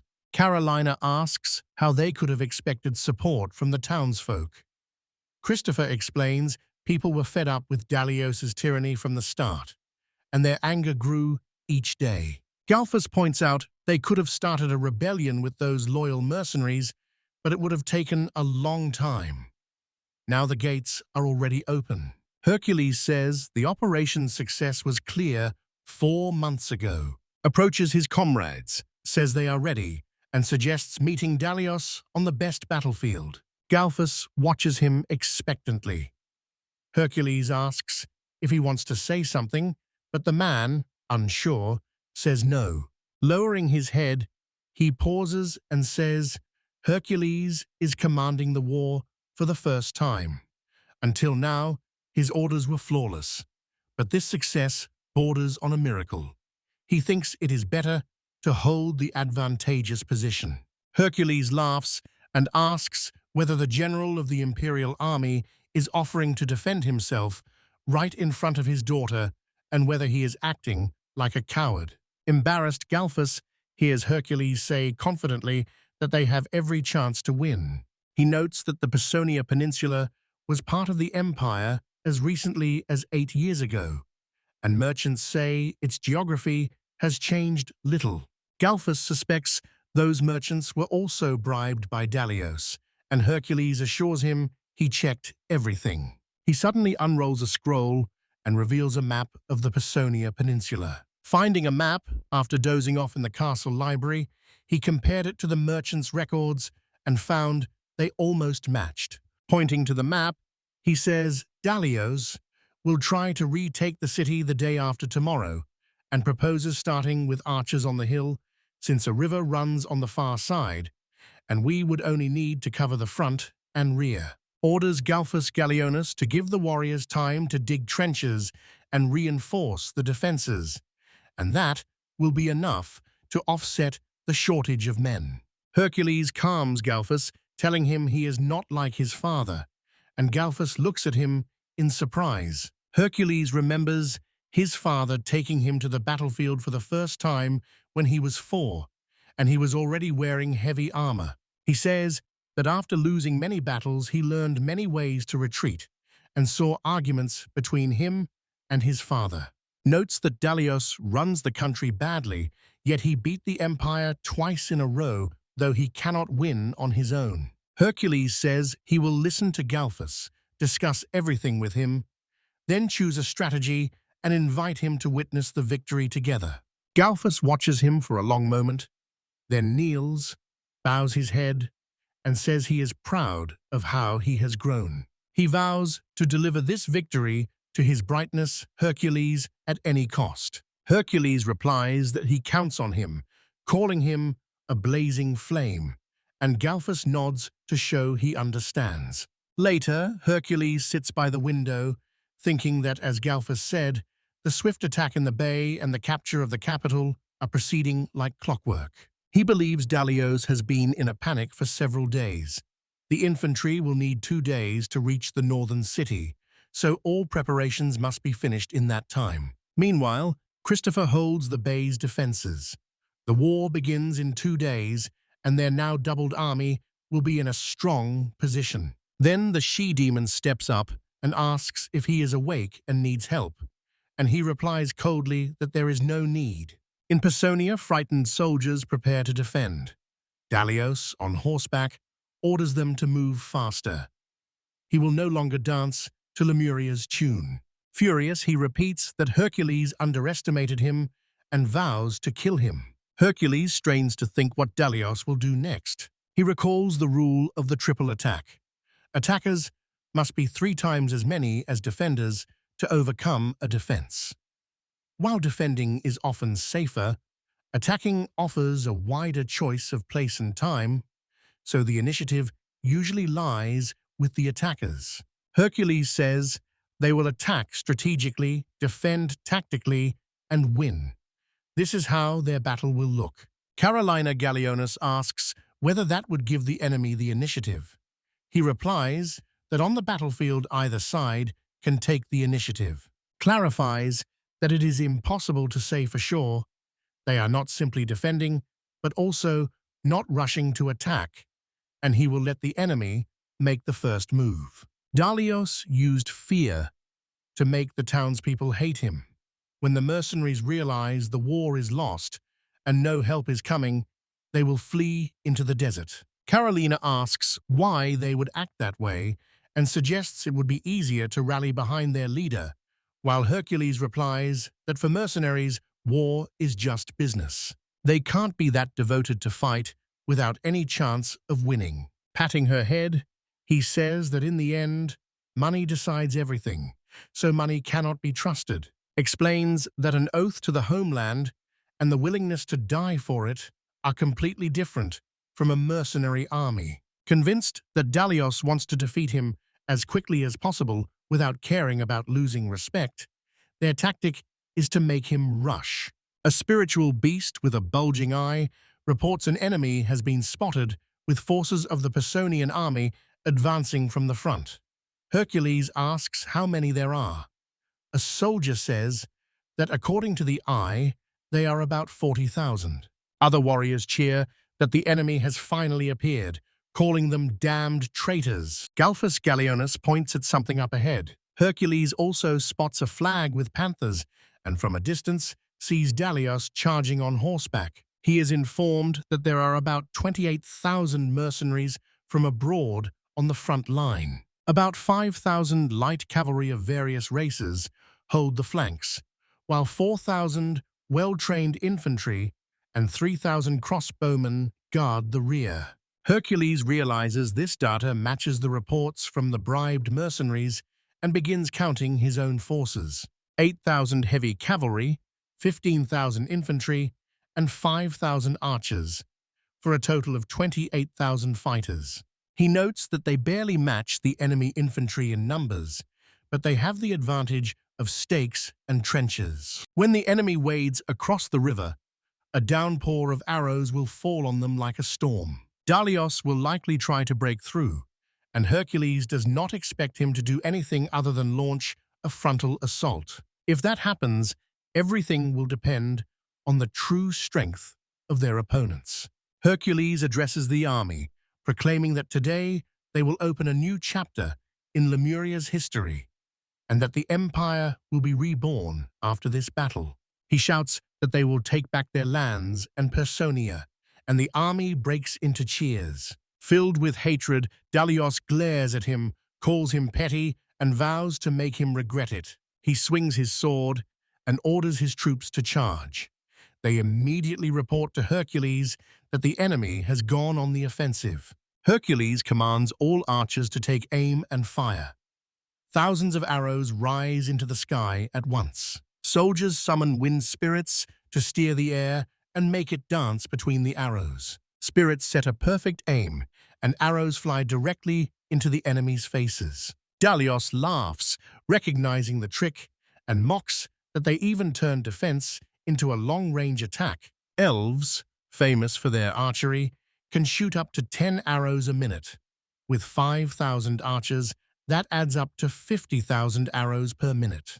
He reasons their archers lack penetrating power, but when thousands of arrows hit the face or exposed parts of the body, 500 wounded per minute, 1,000 in 2 minutes, and 5,000 killed or put out of action in 10 minutes. This is even without fatal injuries. This is enough to break morale. He sees the wounded retreating and asking for help because they do not want to die. Arrows hit them in the eyes, and soldiers fall dead. Dalios, furious, wonders if there are cowards among them, and shouts, demanding to know what they are doing. He says he won't let his money be wasted. The soldiers stare at him in horror. One, trembling, grabs a weapon, hesitates, then returns to the fight, and others follow. Hercules sees a small group pushing forward and says those who run will still die. He admits the enemy is holding out better than he expected, and if this continues, they will reach his archers. So he pauses and calls Galphus Galionos. A huge Galphus in heavy armor appears, asks whether his time has come, and Hercules answers that it has. He orders him to lead the heavy cavalry and launch an attack. Nearby soldiers hear the order and ask to wait, because the heavy cavalry armor will be almost impossible to get through the trenches, and it looks like a senseless move. Galphus Gallienus replies that he understands and asks whether Hercules really meant it. Hercules confirms, but the others do not understand what Hercules means. Hercules asks what distance is needed. Saddling his horse, Galphus says 10 meters will do, and Hercules, surprised, asks again if he is sure. The man just smiles and asks who he thinks he is, then gives the leash a tug. The horse neighs, and Galphus urges the others to hold on and not stop under any circumstances, promising to show the results of their training and spread the song of victory across Lemuria. He orders Carolina Gallienus to follow him and cover him from behind. Carolina obeys and moves after him. They shout to the soldiers to step aside. The cavalry charges. Hercules watches from a distance and counts down. Dalios's soldiers do not believe the attackers seriously intend to break through the trenches. Some say the attackers overestimate the strength of their horses and armor. Dalios sees the trap and orders his warriors to fall back. The mercenaries do not understand what is happening. When Hercules' countdown reaches 10, he orders the spirit Modius to remove the illusion. The demoness obeys and dispels the magic. The moats ahead of them vanish instantly, and the soldiers stand stunned. Galphus explains to Carolina that Hercules removed the spirit's illusion technique. She nods, accepting the order. Carolina shouts she will tear all enemies to pieces, while Galphus vows to burn them with just his voice. She summons the spirit Eligas, and he summons the spirit Amma. Carolina suddenly pushes ahead and breaks through the enemy ranks. Galphus rushes after her, surrounded by flames. Soldiers burn where they stand. Carolina charges through and cuts down enemies with her sword. Both attack Dalios from opposite sides. Hercules orders them to move forward only, and Carolina and Galphus form a single battle line. Hercules' warriors surge forward. Archers fire their arrows, and Galphus keeps smashing everything in his path. Following her father, Carolina cuts down those who remain with her sword and tells herself to keep moving forward. Dalios sees his plans falling apart. Nobody expected him to hide the attack route so skillfully using his own inventions. He begins to doubt that Hercules is really the son of that fool and wonders how a hawk could be born from a snake. Dalios smiles ominously and says it will be interesting.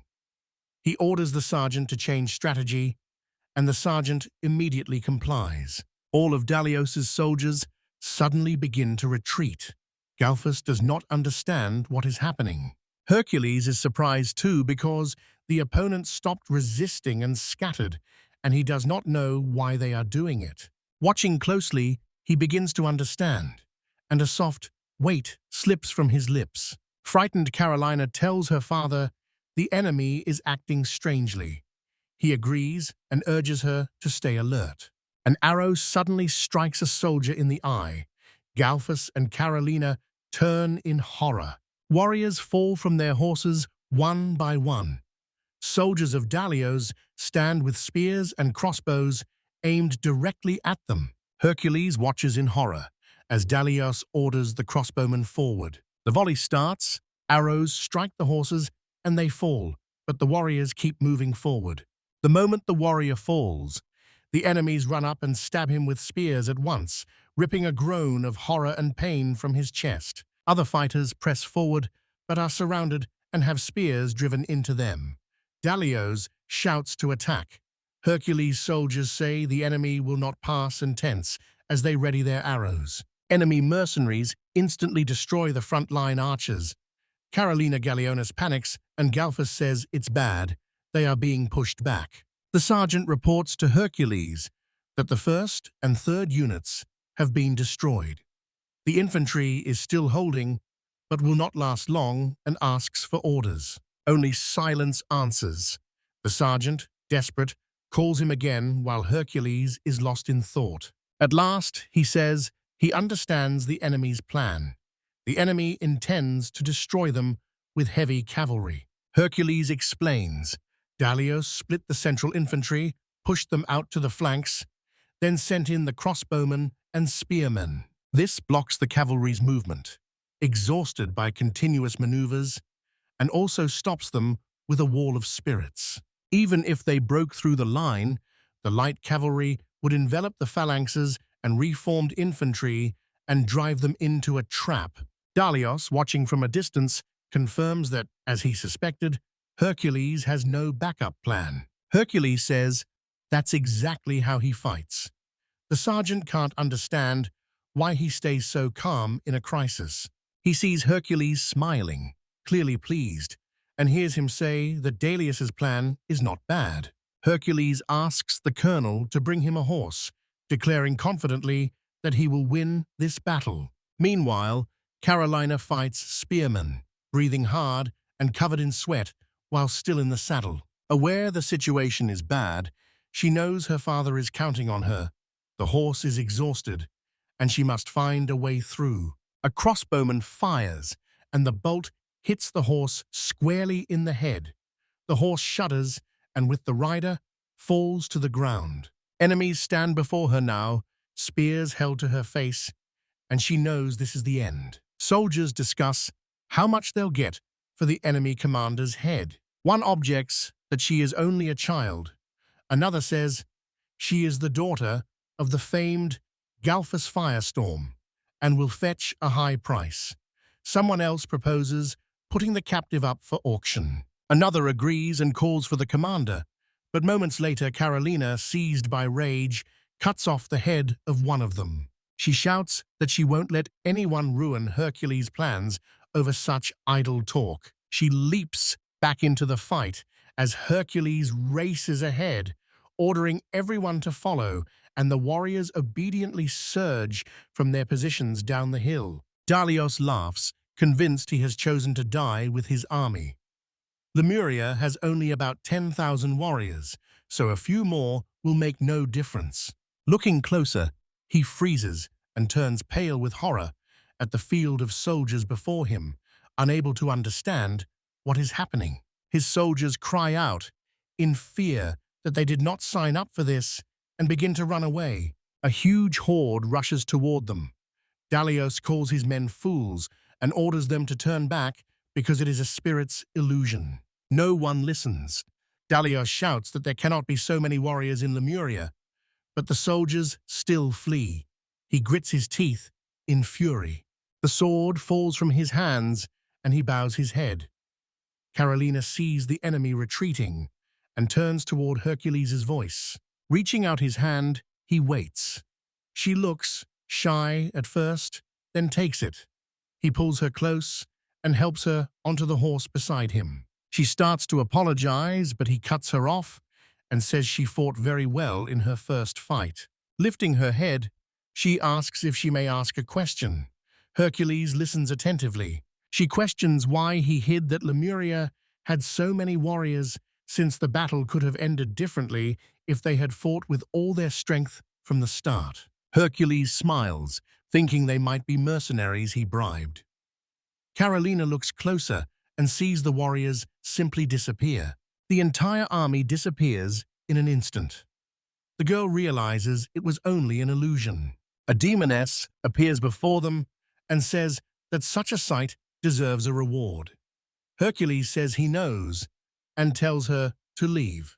She smiles menacingly and promises to return later. Hercules explains to Carolina that destroying 40,000 enemies one by one is far too difficult, but if they lose the will to fight after seeing such an illusion, victory is guaranteed. He adds that after such a blow, Dalios will no longer be able to organize a defense, and the battle's outcome is clear. Hercules calls to Galphus Gallienus that it is time to retreat, and Galphus hands Caroline into Hercules' care. He says only a little will remain, and his eyes burn with rage and bloodlust. Hercules turns away with Carolina and says he understands him but asks him not to go too far, and Galphus nods as his body bursts into flames. Soldiers surround Dalios, their swords pointed at him. The first war led by Hercules as Emperor of Lemuria ends in a decisive victory. Lemuria's army suffered minimal losses, while Personia lost all of its mercenary infantry. After the battle, cleanup begins. They treat the wounded, collect weapons, set up tents, and the soldiers eat a hot meal. Hercules sits in a large tent writing a letter. Galphus Gallienus enters and says they have brought a prisoner. Dalios walks away with his head held high, Carolina follows behind him, and Galphus walks in front. Hercules says he expected Dalios to last longer, but he's too quiet. Dalios replies that after such a crushing defeat, what remains of his army will no longer follow him. Neither blood ties nor his authority hold them. With enthusiasm, he admits he underestimated Hercules and asks forgiveness for his past arrogance. Galphus angrily asks how he can speak like that while tied up. Hercules laughs, agreeing that the victory is his this time. She asks what would have happened if they had met on the plain. Dalios confidently says he would have won. Galphus grows angrier, but Hercules sides with the enemy, shocking Carolina and Galphus. He adds that he learned a lot from their first clash and has already surpassed his predecessor. Hercules reminds Dalios that he promised to admit his guilt and asks if he is ready to hear the terms of peace. Dalios offers to give up all his lands, but asks that his closest companions, whom he raised from childhood, be spared. Galphus is stunned, and Hercules is surprised.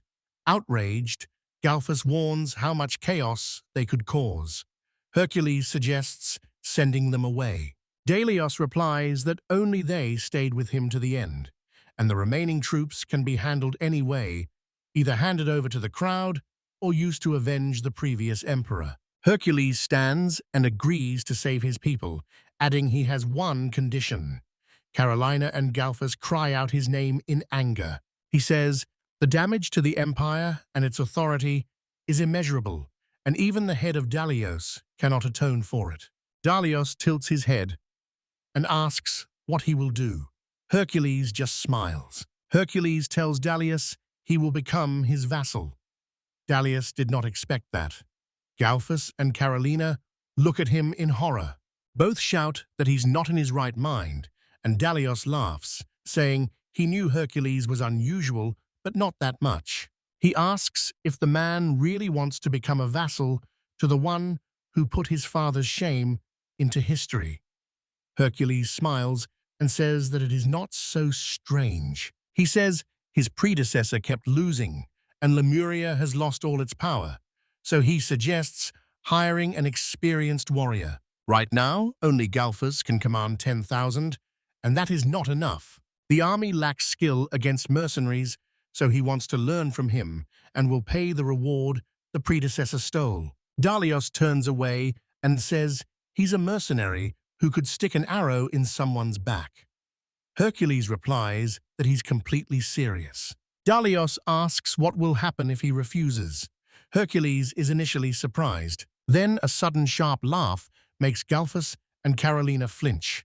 He says he offered a fine place in the sun, but when he saw how disgusted that man was by the idea of being someone's dog, he understood everything. Smiling, he repeats the phrase about the arrow in his back. An imperial blood magic awakens in him. Hercules lifts his head and asks who that man is talking to now. Suddenly, Dalios tenses and begins to gasp for air. Galfus and Carolina freeze, not daring to move. Dalios cannot understand this incredible magic. He can barely breathe, and his head spins as he tries to grasp how this boy could have so much power and whether this is his spell. Carolina collapses to her knees, gasping for air as her eyes slowly close. Hercules catches her, apologizing. Galfus is barely holding onto the table, breathing hard. Dalios recoils sharply, breathing hoarsely, his face full of fear. Hercules says he will not force his people out of the country, but will give them land they must farm for their whole lives. He smiles and asks if the other man understands what it means. Dalios realizes that the moment he decided to attack was the moment a collar appeared around his neck. Hercules lays his hands on his shoulders and says he expects cooperation starting today. Dalios looks at him with horror and a strange awe, unable to believe he is the son of that fool, Adrien III. In the great castle, rumors are spreading about Personia's defeat. An order has been issued to announce it tomorrow and prepare a banquet. Prince Adrien, brother of Titus and Hercules, gets the news, smashes everything nearby, and shouts in fury. The servant warns he will be heard.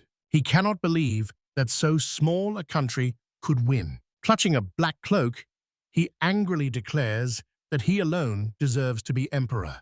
Meanwhile, the citizens of Lemuria celebrate the return of their emperor.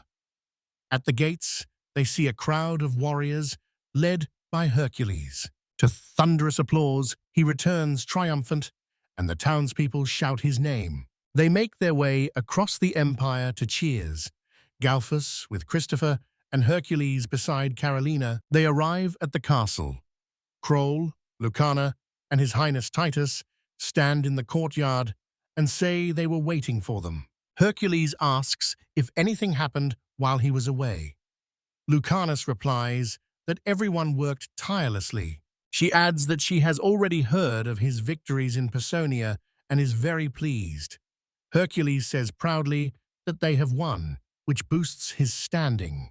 Suddenly, he stops and looks around carefully. People ask what the matter is. Asking Titus where Adrien is, he is told Adrien couldn't make it on such an important day. Hercules knows Adrien dislikes appearing in public and accepts that. Lucana addresses Galfus Gallienus, saying she heard about his outstanding performance, but when she sees Dalios in his place, she recoils with a cry. Galfus asks if Dalios has decided to ignore Hercules' amnesty. Christopher suggests drowning him in the Sea of Lemurs.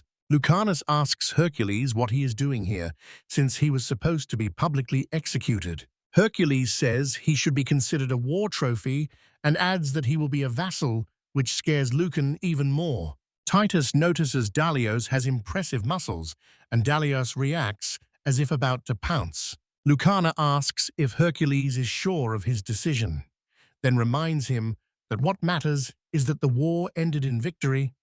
She prepared a place for them at the banquet and invites them inside. and Hercules is surprised. Kroll says Hercules should rest after his long journey because there are no urgent matters. With a sly smile, Hercules thinks he is completely free today. Titus says this is their first victory in ages and will prepare the finest wine for him, and Galphus thanks him. Titus says he will write a heroic tale about him and asks for the full story to be told at the banquet. Hercules disappears instantly. Titus asks where he went. Lucan is surprised because he was just here. Galphus looks around and notices Carolina is gone too. In a panic, he asks if anyone has seen her. Titus understands and suggests he went after the reward. Embarrassed, Carolina tells Hercules this is the first time she has worn such an outfit. She asks if it hides her face. Hercules gladly says it fits perfectly. Carolina, in a maid's outfit, pulls her knees close and says in a trembling voice that she is glad to hear that.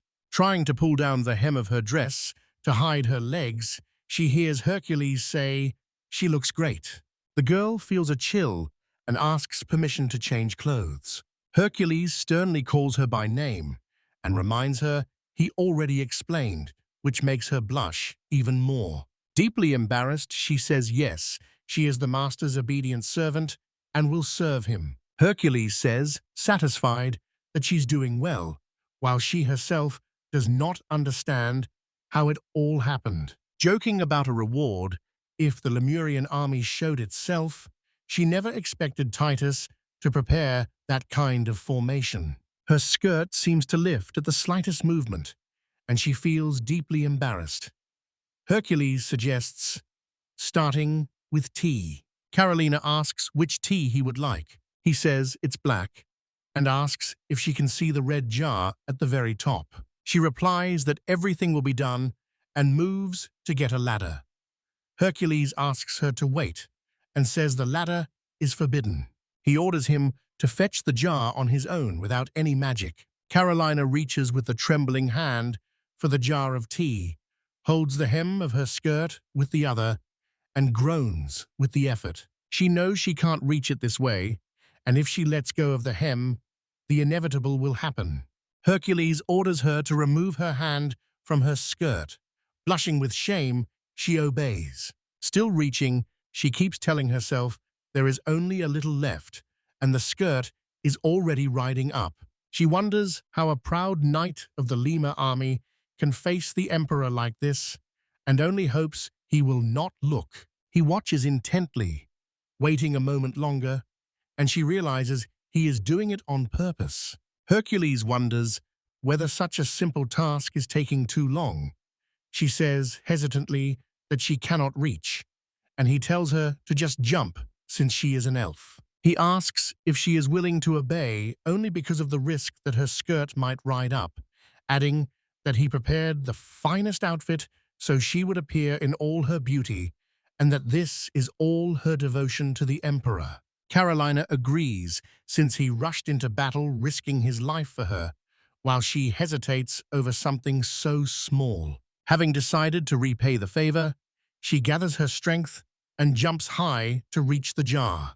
The hem lifts and reveals everything. After landing, she apologizes and promises to make tea. When Hercules turned away, she wanted to thank Titus, but realized in horror what had happened. Pursing her lips, she makes tea and says they should wait a moment for it to steep. Hercules sees her anger, but she still calls him sir. Gently calling her name, he asks her to come over to make peace. She hesitates, but still walks around the table. Hercules pats his knees and invites her to sit. She objects that she is heavy. Smiling, he says it's an order. Sitting down, she avoids his gaze, and he is surprised she wasn't shy during training, but now says this isn't training. He suddenly hugs her and tells her she's so sweet, and she says she will not forgive him for his cheap flattery. Apologizing, he admits he went too far and says it sincerely. Carolina asks if something is troubling him. He admits it. He spent his life following his father's lead, and now, for the first time, he has led troops into war. It is a huge burden. It says, ordinary people are watching the emperor closely, and political and financial issues and the need to develop infrastructure forced him to win this war to earn their trust. The victory will leave fewer people unhappy, lifting a weight off our shoulders, and Caroline was saved. She says he must now appear at the banquet looking heroic before Christoph and the officials. She tells him to show his strength and courage, just like on the battlefield when he rushed to her without hesitation. Hercules looks at her in surprise. Embarrassed, she apologizes, saying she probably should have called him emperor rather than say more. He starts playing with her cheeks. She looks confused and asks what he's doing, but he doesn't answer. Hercules says she is right, and if he does that, Christoph will not complain. He asks if she can stay a little longer as his maid. Smiling broadly, she strokes his hand and readily agrees. Their lips meet in a loving kiss. At the celebration, Hercules and Carolina arrive. Christopher points to the spot where Dalios and Galphus Gallienus are showing off their muscles, and behind them the thin Crowl stands looking embarrassed. His Highness Titus immortalizes the scene in a drawing, showing Hercules at the center, pointing at Christopher, who refuses to pose and tries to flee. Galphus places a hand on Christopher's shoulder, making him flinch. Gallios watches Galphus closely, his face showing anger. His Highness Titus keeps adding new characters to the canvas, and Hercules watches, looking pleased. Hercules raises a glass to the hundreds gathered in the hall. Everyone sings along, and Carolina watches him with joy. Late at night, while Hercules sleeps, a demoness appears from the opening and calls him. Waking up, he finds her sitting on him and hears her say, "The night is beautiful." She says she came to fulfill the contract. Fully awake, Hercules says with pleasure that it's her. The demoness replies that he has finally woken. She smiles slightly and says she called him many times and already thought he was dead. Hercules asks what she means, noting they are in her dream, and she confirms, saying, "A contract is a contract." As always, she will get what she needs. Her lips meet his, but Hercules does not respond. Her name is Asmodea. Only he can see her, his contracted spirit, who was once a cherub.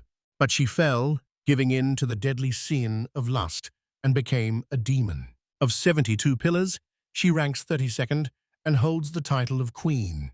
Whoever strikes a deal with her gains a huge advantage, but she drains mana and physical strength in return. Hercules does not object, but he trembles and groans as the demoness engulfs him, and he begs not to be killed. She says she only just started. Ordinary men do not survive meeting her, but he has kept his spiritual strength. Surprised, he asks when it began. She replies, it began the moment he became untouchable. 5 years ago, a priest told young Hercules he had handled the task brilliantly and had a bright future. 10-year-old Hercules said anyone in his family could do it, because all they had to do was check the library once a day. Lucanus wanted to say that the other emperors would have failed, but she changed her mind. Hercules feels like this happens every day and is already tired. A sudden pain hits his head, and Lucanus becomes frightened. He can't grasp what these visions are, places found in no other country or book. Maybe they aren't from this world at all. He is certain these are not his memories. Lucanus asks if he's all right and offers to call a doctor. He refuses, and she says he looks pale. Annoyed, he snaps and shouts. He says he will rest and that it will pass, and asks that no one be told. She agrees. He finishes the lesson and hears Lucanus say she will call the maid if anything is needed. Lost in thought, he sees a portrait of a man. A knock at the door leaves him unsure who it is. He asks to be left alone, but the knocking does not stop. He opens the door and sees Medea standing before him, smiling broadly. He doesn't know if she's new, and angrily says she wasn't taught manners, and shouldn't be knocking so insistently. And she replies indignantly that it's apparently his way of greeting. Smiling, she says she probably picked the wrong outfit, quickly changes out of the maid's costume into a long robe, and asks whether that will be better, leaving Hercules frozen in amazement. He slams the door shut to drive the demoness out, not understanding what is happening because that outfit matches his memories and he has no idea who she is. Yeah. A sudden laugh makes him flinch. She appears overhead and says she always enjoys seeing people's surprised faces. Hercules cannot understand how she does it.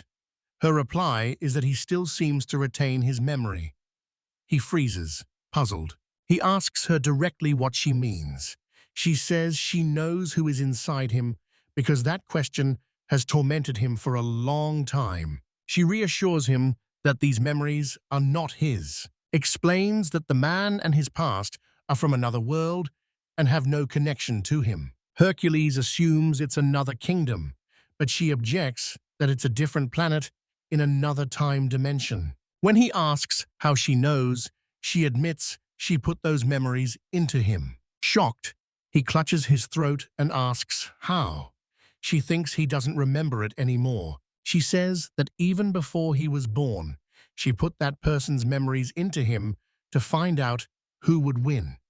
The unambitious person lost to him, the vain and ambitious one, so her soul disappeared, but the experience remained. He assures that he is himself now, and that the other soul no longer threatens him. Hercules accepts this calmly. He asks to wait, and says something is bothering him. Why him?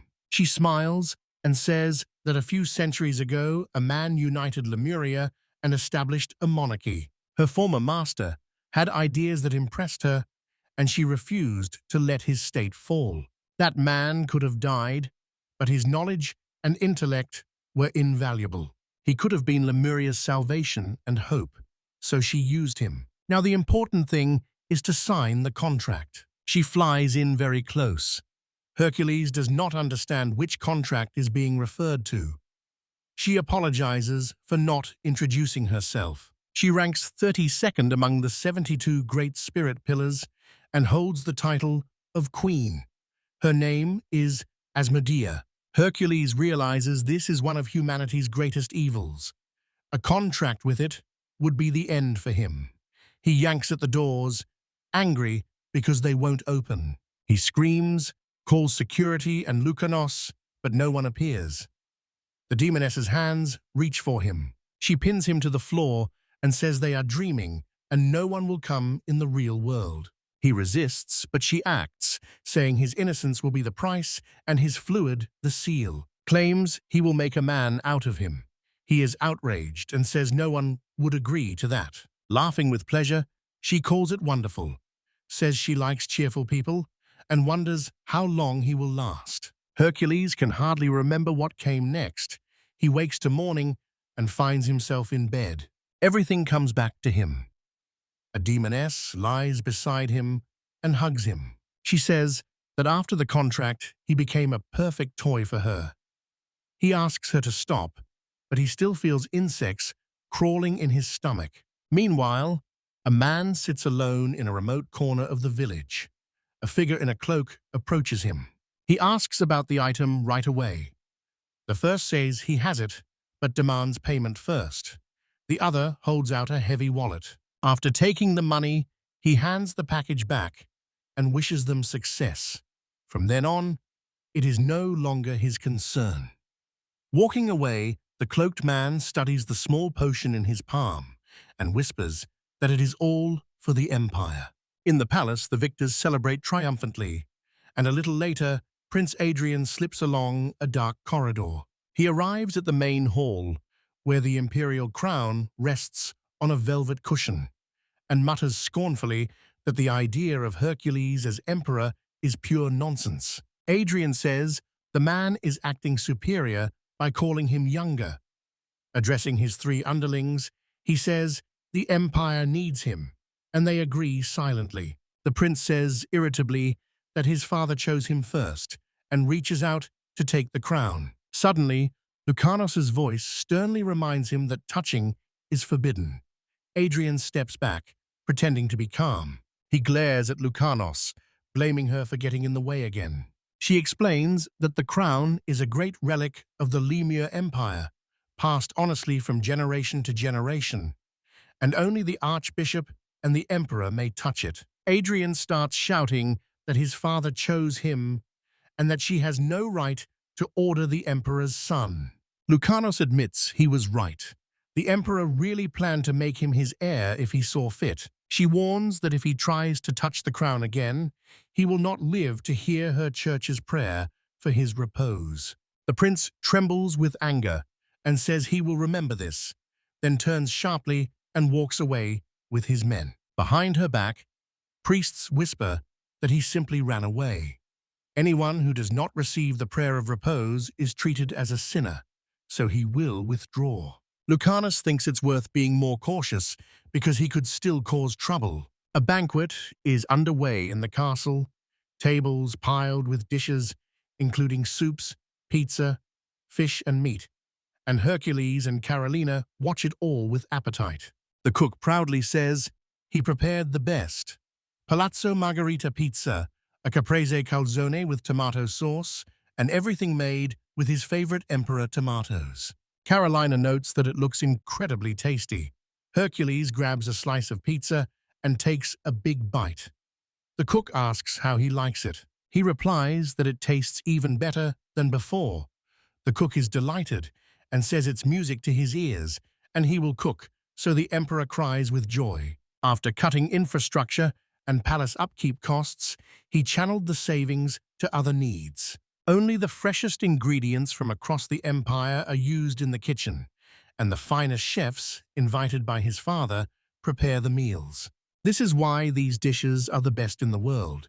But there are some caveats. Hercules sighs that he's tired of them already, the cook goes pale, and asks if he didn't like something, and Hercules denies it. He says he loved those tomatoes, pizzas, and soups at first, but the taste barely changed, and he just got tired of them. The cook asks sadly if he wants to try something else. Hercules goes quiet, remembering the past. He says he would like to try curry. The cook repeats the name in surprise and starts to prepare it, but Hercules stops him. He explains that curry is a broad term, and a dish can have many spices, be stewed, fried, or even made with fruit. The main spices are cumin, coriander, cardamom, turmeric, chili, allspice, and sometimes black or cayenne pepper. Carolina says, in surprise, that she did not know about this kind of food. The cook murmurs thoughtfully that all these spices are quite strong. If he knows every ingredient, we can try to make it, though his expression suggests recreating the recipe from memory will be difficult. Hercules tells the cook that spices can be found beyond the empire's borders. Soon, Hercules introduces a new cook named Kanala, who greets everyone politely. The head chef stiffens and asks what this servant is doing here. Hercules reminds him he wanted to try curry.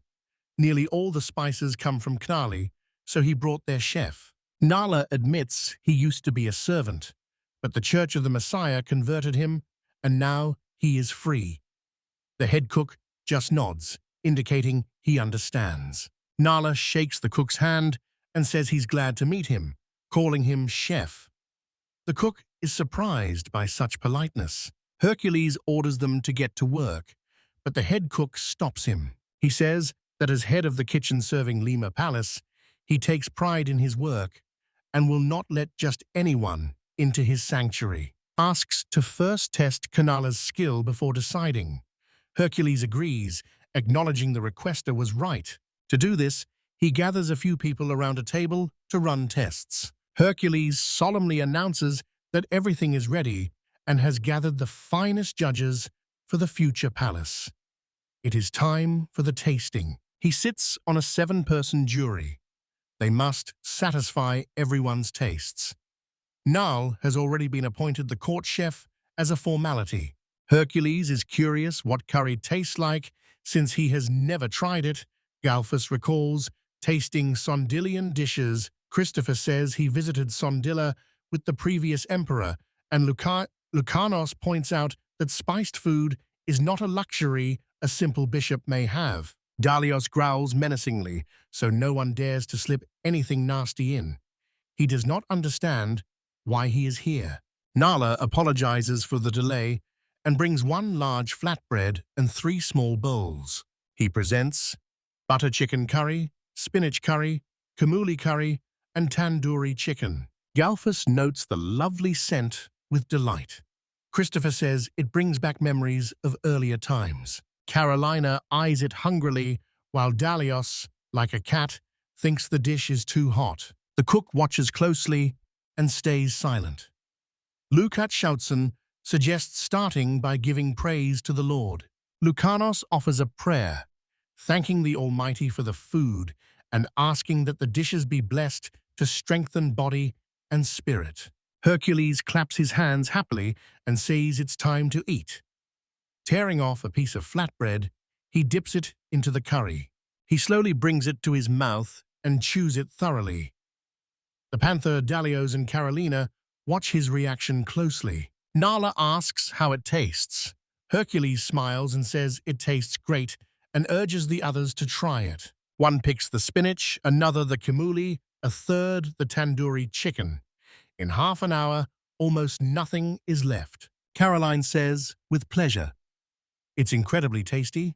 Galfus praises its bright flavor, and Christopher dreamily adds, "It's authentic Sondilian cuisine." Lucanos eats carefully, saying it would be a sin not to taste such a delicacy. And Kragala asks Dalios why he is not eating, to which Dalios replies he is waiting for it to cool. Nala smiles warmly and talks with everyone. The head cook realizes in dismay that his cooking seems to have been appreciated. Hesitating, he studies the dishes and thinks other people's food won't suit him because he does not like spicy flavors, but he still takes a piece, dips it in curry, and tastes it. His eyes widen at the unexpected flavor. Hercules says he's pleasantly surprised because he expected the dish to be much spicier. Nala apologizes and explains he cooked it using his own recipe. Hercules is even more surprised. He explains that it is hot in his country, and people cool off by sweating heavily after eating spicy food, so curries there are usually very spicy. Not knowing how the locals felt about spice, he added apples and honey. Carolina says she would personally prefer a slightly sweeter taste, but the dish still turned out excellent. Nala says happily that people here know the cuisine of his region, and he enjoys seeing the pleased faces of those who try his dishes. The pitiful first cook remembers his journey. They called him a worthless fool and doomed him to a life of peeling potatoes, while he, hurt, secretly read cookbooks. Sadly, he thinks that one day he will cook a delicious meal for the emperor himself. Hercules raises his hand to call for the verdict and asks anyone who wants to taste Nala's dishes again to raise their hand. Galfus raises his hand and says he would like a sharper flavor, and Christopher and Lucanos agree. Carolina says she'd prefer it a little sweeter, and the panther Dalios agrees, adding that it's wonderful as it is. Hercules says he's eager to try a spicier version or dishes with new ingredients. He asks the boss a question, and the boss, after thinking for a moment, raises his hand too. The cook says he must stop grumbling about everything to make food closer to the Lemurians' tastes. Nala thanks him happily. The chef jokingly scolds them and asks to be warned next time if such a large dish will be needed. The other man apologizes, explaining the dough was for the tandoor. Hercules smiles at their argument and asks Knal to bring more. He asks if anyone wants seconds. Carolina asks for tandoori chicken. Galfus asks for the same plus kamuli. Christopher asks for spinach. Lucanos asks God for forgiveness for it. And Dalios, without looking up from his plate, mumbles that it's very tasty. The chef stands up and says he will make them desserts. As he leaves the kitchen, he admits that when he looks at Knala, he can't help remembering his past. Stopping at his country's emblem, he thinks he's holding on too tightly to an old defeat and has forgotten the most important thing: people's smiles. Cheerfully, he says he will make refreshing fruit desserts after the spicy meal. Sensing someone behind him, he turns sharply, while Hercules, rubbing his belly, says he hasn't eaten this well in a long time. The chef comes back with a tray, apologizes for the wait, and says the desserts are ready. Hercules beams. He brings sliced melon and apologizes again. Hercules takes a bite and enjoys the sweet taste. He smiles and says this pleasant sweetness is the best thing after curry, and thinks the melon is simply wonderful, and Carolina is pleased watching him enjoy it. Nala hands out the melon to everyone, and they eat with pleasure, except Dalios the panther, who eyes the fruit suspiciously. Hercules reaches for the last piece, but notices something strange, as liquid is gathering under the fruit. He suddenly shouts for everyone to stop eating. The people look up in fear as he tries to make himself throw up. Carolina lunges to help, but the panther Dalios drags her back and hits her in the stomach. Christopher and Lucasius are horrified. Carolina also starts vomiting and can barely stand. Golphus lunges at the panther, shouting that the panther has no right to behave that way. Hercules stops him, saying the melon is poisoned. People react in horror and ask whether His Highness was poisoned.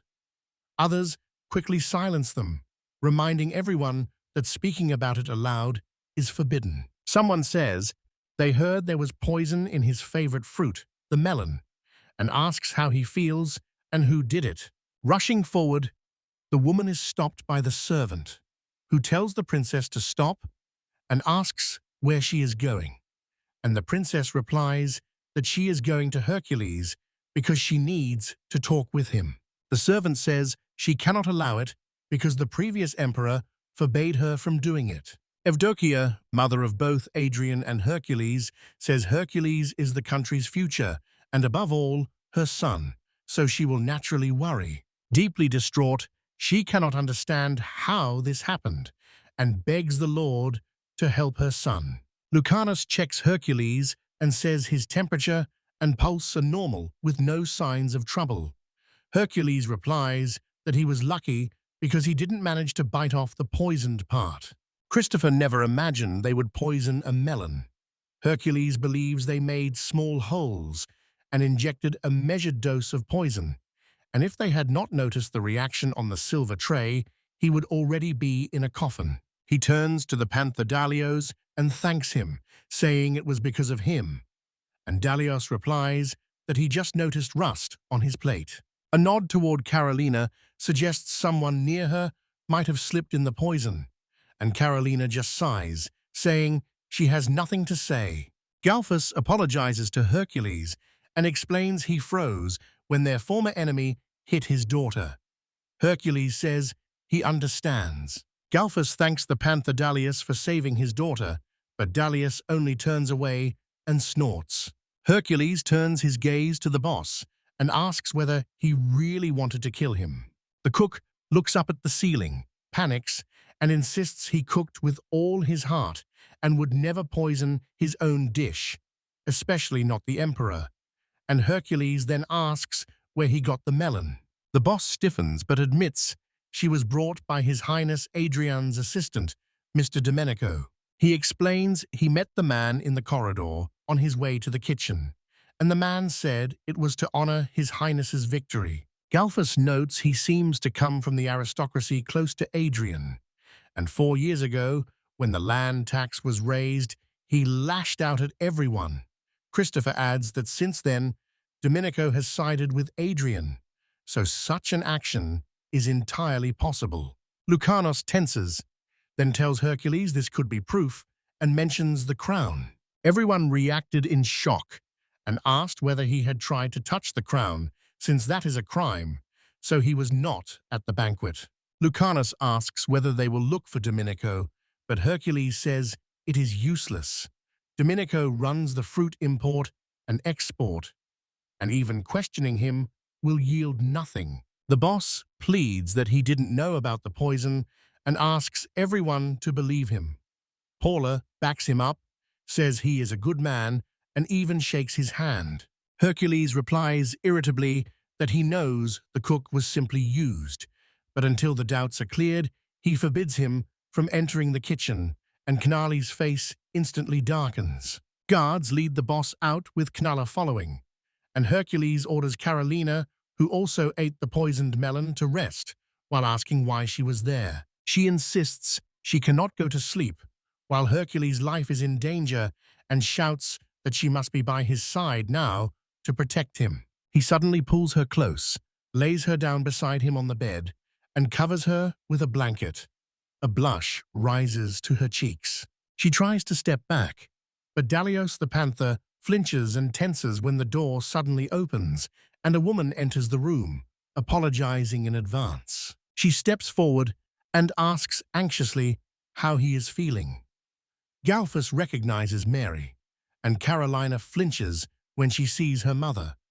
Mary is Galphus's wife and Carolina's mother. Galphus is furious, reminding her he told her not to come, but she says she was worried. Hercules says there is nothing to worry about. Carolina worries that her mother may have noticed she was in Hercules' bed. Mary takes Hercules by the hand and apologizes that her husband and daughter were helpless at the crucial moment. She asks if she can help. Hercules says to thank the panther Dalios because he saved her daughter. She approaches, bows deeply to the panther, and offers sincere thanks. The panther turns away again and snorts. She takes his hand and admires the muscles, saying they are the same as her husband's. And the panther Dalios does not understand at all what she wants. Mary returns to Hercules and asks if he's hungry, offering a bean and garlic soup. He agrees. Lucanos says it's a great idea because garlic can neutralize the poison and advises eating more of it soon. Hercules is pleased and asks Caroline if she will stay. Awkwardly, she says she doesn't really like garlic. He holds up a spoon and asks her to open her mouth. Tasting the soup, she thinks she cannot even help him physically in this situation, and Mary watches with a sly smile. Quietly approaching Hercules, she whispers that Carolina Gallionis is still innocent and untouched, making her nearly choke on her food. The mother insists she made time to talk about this and worries about her daughter's future because the daughter is absorbed in martial arts and ignores everything else and doubts she will ever become a wife. Galphus Gallionis adds that this information is extremely important. Barry Goog calls Caroline extremely cute, and she asks him to stop because the emperor himself is in front of them. Hercules recalls how, after the incident with his brother over 10 years ago, their father changed how they were raised and limited their contact with their mother. He forbade them to call each other mother and son, so they met only for appearances, and it continued even after the father's death. She visited him only in his role as emperor, and even when he was ill, she never came to see him, so she clearly would not come now. Yet he did not see this as a reason to be sad. The mother's voice interrupts the thoughts. The servant at the back apologizes, saying he tried to stop her. Hercules calls her Mom. Christopher reminds his sister, the princess, that this is not allowed, but she challenges the late emperor's order. Evdokia tells him to be quiet, and Hercules says he wants to speak with her. He orders them to step back from his mother. She kneels before him, and Hercules thinks that now that someone tried to poison him, she has come to be by her son's side in danger. She says she came to talk about today and asks if they have found the culprit. Hercules replies that he is almost certain his brother was involved, but he has no proof. Evdokia lifts her head in horror. He knows their mother still sees them both as her children, but his brother crossed the line, and she will most likely act as their father once did. Evdokia pleads for mercy for His Highness Adrien. Hercules is stunned, His expression darkens as he realizes why the mother came. Those present listened in horror to her explanation that Adrien had worked hard every day to become who he is, and that she had always taken care of him. That was exactly what she wanted to say. She is sure he acted impulsively and did not mean to cause harm, and because he is her brother, she asks that he be spared. Hercules asks again, so she never came to check on him. She does not understand what he means, and he says he cannot do anything without proof. He tells Eudoxia that as emperor, he cannot ignore this, so Adrien will face trial. Shock shows on her face as she grabs at his clothing, begging him to spare her son. Christopher tries to pull her away, but she keeps repeating the plea. In despair, she cries his name as he promises to do everything he can, and her face freezes into a grim expression. Rising, she lowers her hands and quietly says she is thinking of going to a monastery. He asks again if she has really decided. She says she will pray for the peace of her husband's soul, for her son's sin, and for her own sin, because she did not stop him. And she entrusts herself to God. Those present are struck by her words. Hercules smiles and says he will not object now that she has decided, and asks if she has chosen a convent. She answers that she has. Having said goodbye, she steps out and closes the door. A heavy silence settles, and Carolina Gallionis quietly calls for Hercules. He orders Galphus and Christopher to call a meeting today. They obey. Hercules says Adrien will stand trial. Meanwhile, Adrien, furious, is destroying the property with scissors, shouting that his brother should have died quietly. A servant tells him that his mother came, but Adrien orders her sent away, convinced she had tried again to make him her vassal. He is annoyed that his brother is gathering the elders, because if he wins over the aristocrats with honeyed speeches, it's the end for him. The process plays out in his mind. Hercules gathers the people and calls them honored fathers and future fathers, saying their country is in danger. He says heretics and ill-wishers have already taken their lands, and if this continues, they will lose everything permanently. Hercules insists they must reclaim the land his grandfather fought for, and now, with a strong army, they have a good chance to win. He clenches his fist, raises it high, and announces the start of a war to reclaim the lands. The hall erupts with approving shouts. Hercules tenses up as he looks at the portrait of himself and his father and asks why his father did not hand him the crown. Sitting in despair, in an empty room, among scattered things, damaged belongings, and torn curtains. On a dark night, Adrien lies in bed and wakes to a noise, and when he lifts his head, he sees a shadow and a gleam in the corner. A luminous spirit of a short-haired girl appears before him and looks at him with curiosity. Adrien stares at her, stunned, as she greets him and asks if the night is wonderful. He begins to blush. He asks bluntly who she is. The girl smiles and says she figured people liked that kind of curiosity. She spreads her wings, calls herself an archangel and the first of the pillars, and says her name is Gibidi. Stunned, Adrien asks again whether she is really an archangel and is so shocked he falls out of bed. She laughs and asks if this is his first time seeing an angel, and he says he never imagined they would dress like that. She pulls him close and tells him she has a message from God. Gibidi reports that Hercules will soon march on the principality of Trebussos. She explains that thanks to his victories and the surrender of Dalios's panther, he has gained huge support in the country and now aims to reclaim all lost lands. She says the recent gathering of nobles was held for that purpose, and Adrien is angry that Hercules is getting arrogant after a single victory. He looks up and asks where she got that information, and she says it came directly from the source. She says she only overheard their conversation, and as she already said, they will begin with the Principality of Trevisos, which is why they were gathering. They were Later, Hercules suggests starting with Delios, since it is important for him to hear the defeated enemy's analysis. The panther Delios says he understands. He says he lost because there was no other commander capable of leading a large army. If we had one, we could spread our forces better and push back. Delios the panther says he never had the chance to choose another commander. Hercules asks why. He says he does not trust mercenaries because they are easily bribed and lured away. The emperor proved it, and Hercules proudly admits he was right. Hercules observes that if the battle were fought on the plateau, they would handle it easily, and Panther Dalios asks who will launch the attack with their weaker forces. Hercules says the main cause of his defeat was the seizure of his father's lands. He understands the motives behind the act and even supports them, but stresses that without continued governance of the country, it is pointless. Expanding your domains makes no sense without the skill to govern a state. Panther Dalios looks away in shame.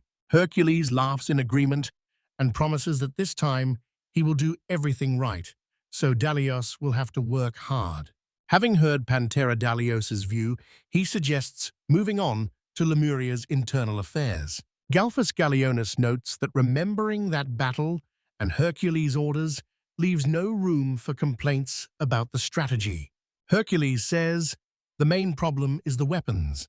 Carolina Gallienus asks for clarification, and he confirms he means infantry armament. He explains that during the battle at Personia, most infantry fought with swords and shields, while one group wielded long spears. These spears, called sarissas, were used by the Lemurians millennia ago. Their 5-meter length makes them more effective for cavalry than swords. The last battle showed it was a mistake, as spears often stuck in the ground, were awkward in close combat, and broke the formation, so most warriors dropped them and drew their swords. He stresses that their kingdom is surrounded by deserts, plains, and mountains, and that their enemies, nomads, and mountain tribes are well adapted to the terrain.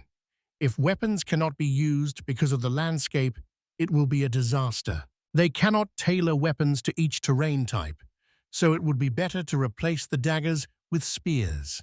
He proposes a 7-meter-tall weapon to keep enemy cavalry at a distance, and add shields against arrows, saying that range would be an advantage, but the weapon must be lightweight, not disrupt the formation, and still allow soldiers to carry a shield. And he asks whether anything like this exists. Everyone sits tense, unsure what he means.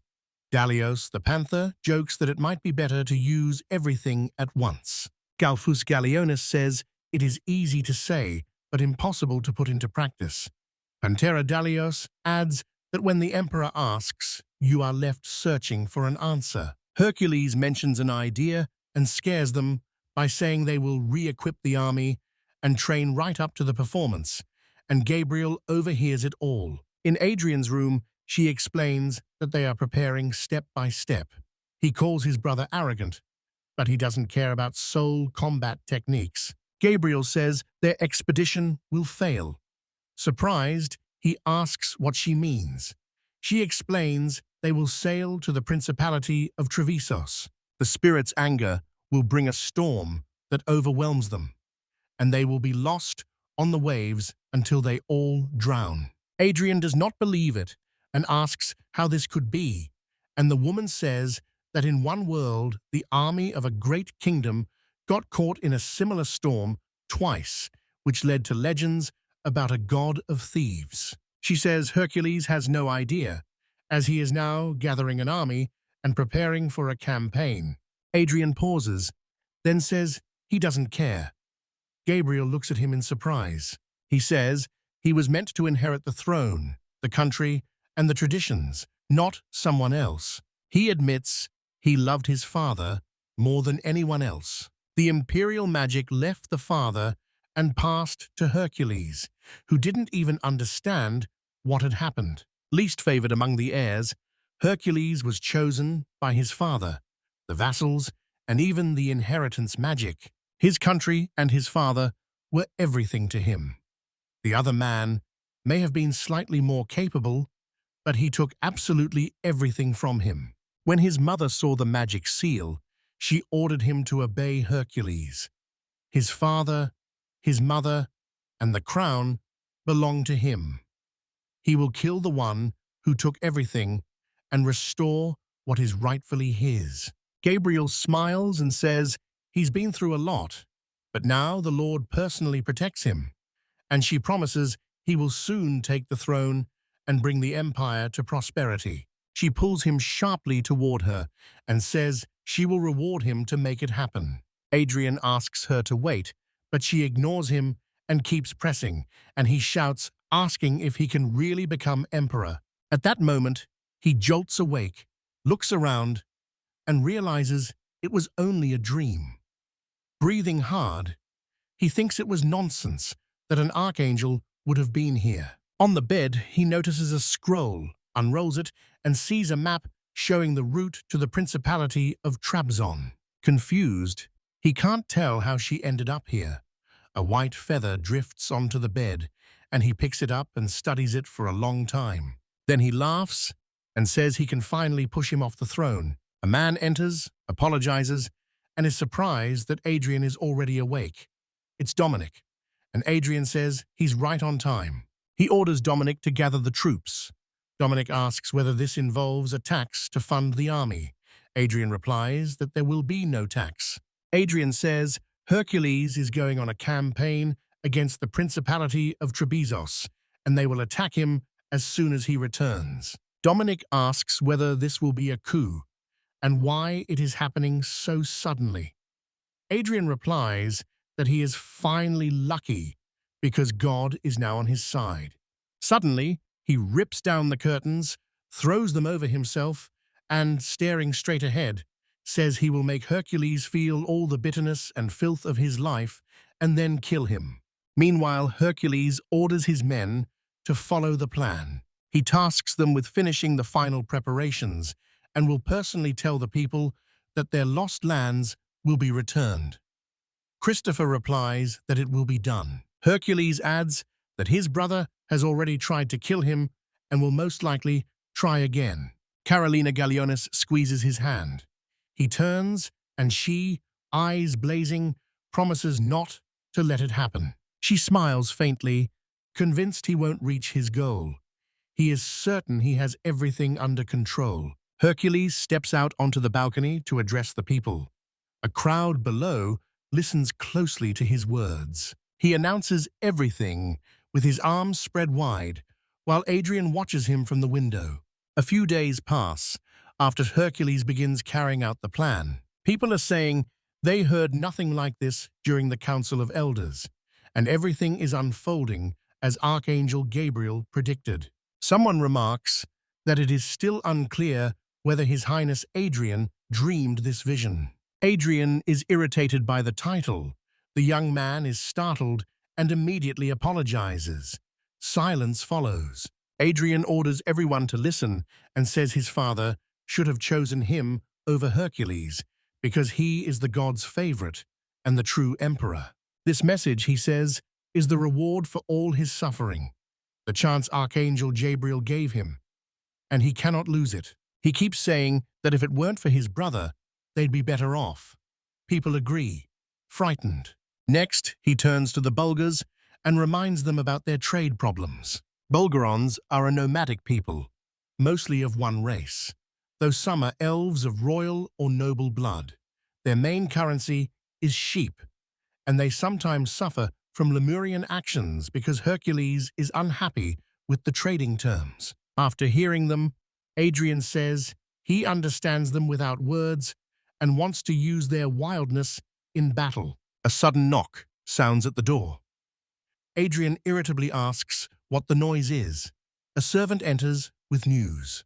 He shouts that Hercules and a 40,000-strong Lemurian army sank in the RTL-SC. Panic sets in.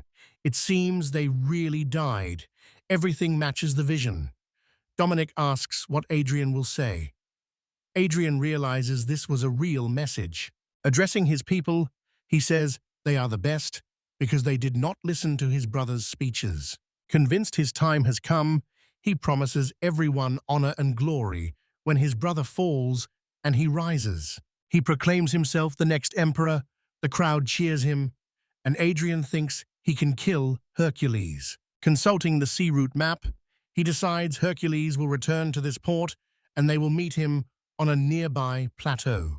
He plans to knock him off his horse, seize him, and brutally kill him. Gathering a large army, he takes pleasure in the thought that Hercules will pay for everything at their father's grave. Standing with his troops, he smiles, thinking his brother is late or his force is so small it can hardly be seen. Messengers report that Hercules' troops are approaching. Adrien grins greedily, thinking the day has finally come and eager to meet him in person. He longs to see his brother's smug face. Hercules' troops stop with weapons at the ready. Hercules sees Adrien from afar. Adrien freezes in horror, not knowing where his brother got such a huge army. The sergeant says he doesn't know.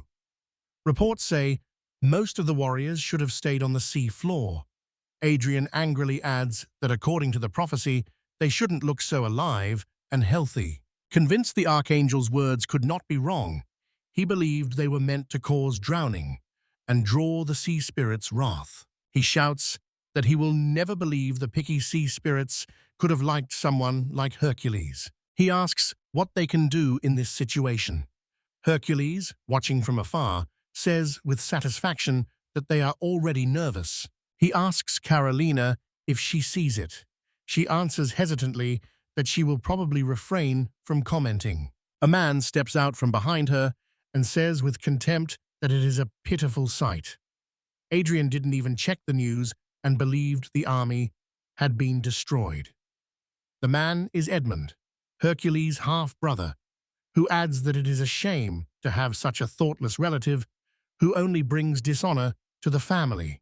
Hercules laughs, reminds them he's their brother, then apologizes for being blunt. Edmund is a half-elf from a military family and a half-brother on his father's side. During the war with Pantadalius, he guarded the capital, but this time the guard was entrusted to Galfus Gallionis. Hercules asks why Adrien is so different from them since they grew up in the same conditions. Edmund jokes he'll take it as a compliment, and Carolina adds that Titus should be here too. But Titus refused, protesting childishly that he didn't want to go on the trip.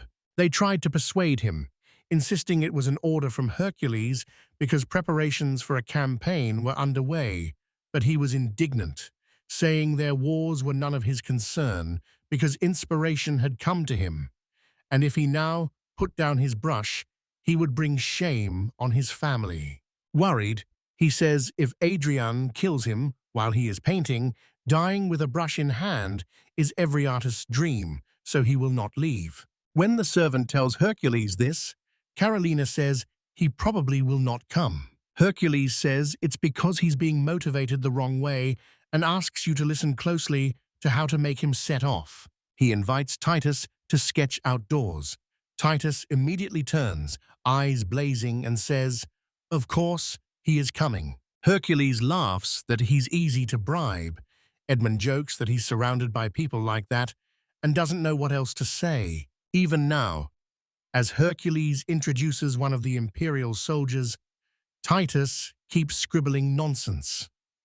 Hercules adds that if the man had stayed in the castle, he would have been easy prey for Adrien's men.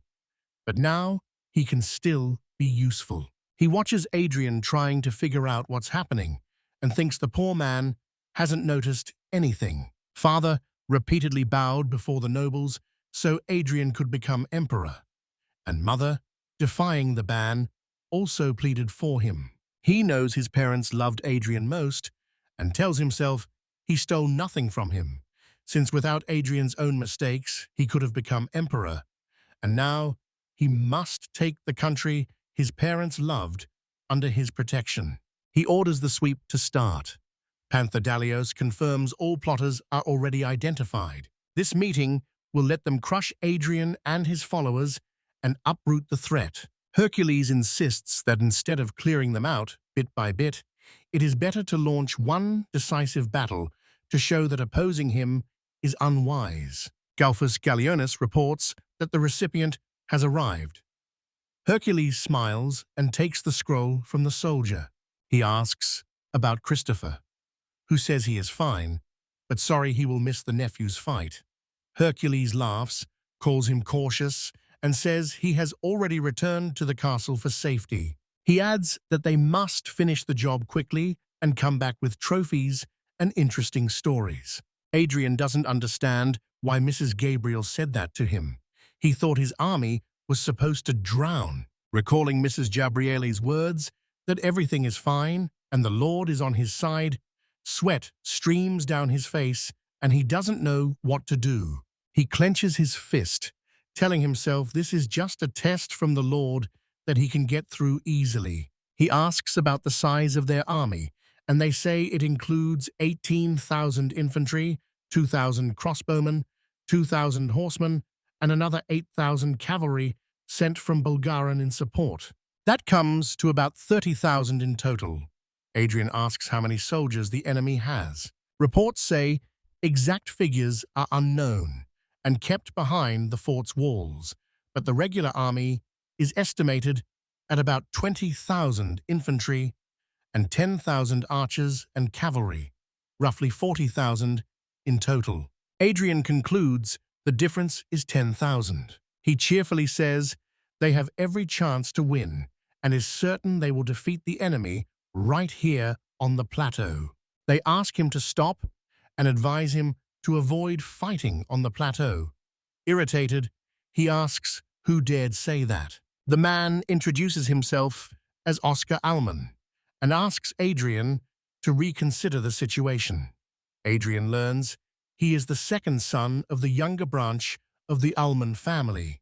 The Almani have long owned the vast southern lands of Missouri and are the economic backbone of the empire. Their power makes the elves jealous, and the Almans respond the same way.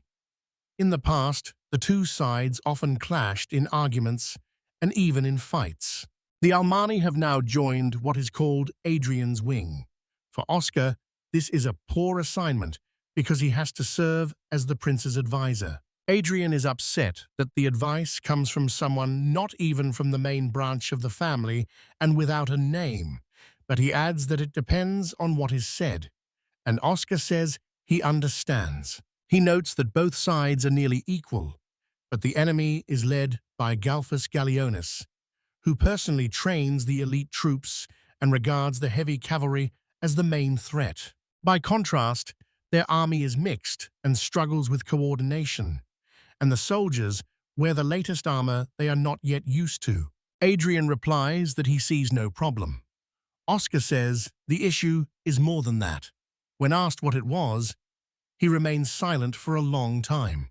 At last, he reminds them that according to Mrs. Gabriel's prophecy, Hercules' army was supposed to drown, but now they face a well-prepared enemy. A bad feeling came over him, like they were being pulled into a trap. It would be easier to win by holding the fortress than by fighting on the plateau. He asks them again to think it over. Furious, Adrien grabs him and yells, accusing him of telling him to hide behind the walls. He proclaims he has suffered enough from his brother's humiliations and will make him eat dirt, even on a bare plateau.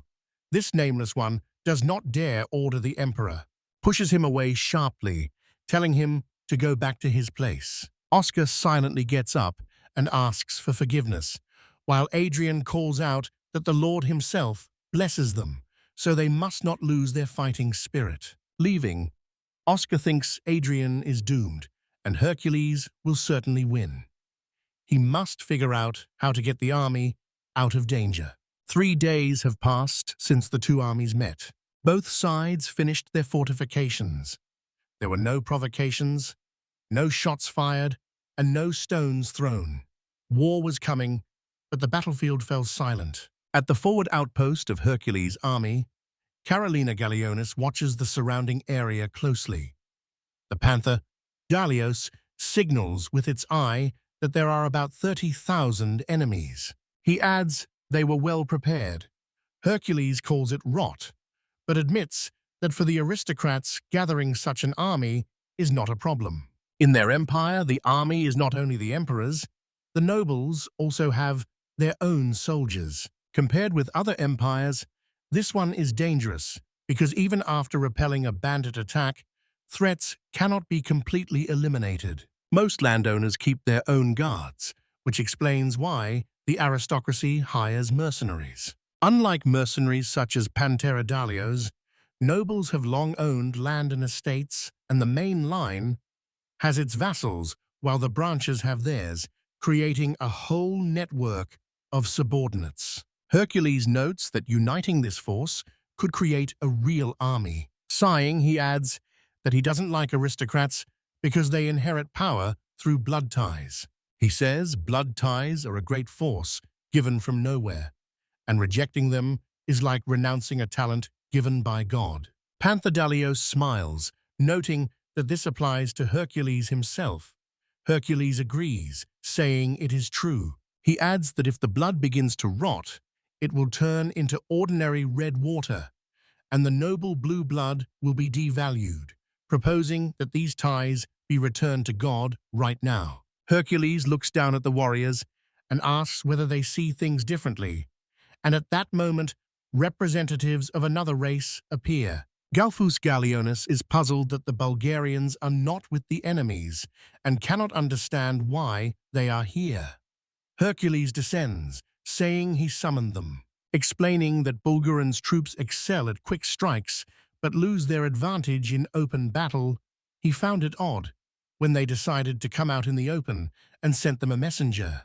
Hercules calls their presence here living proof of his suspicions and addresses the young general in their language, asking what he will say. The general is surprised and wonders how he knows her.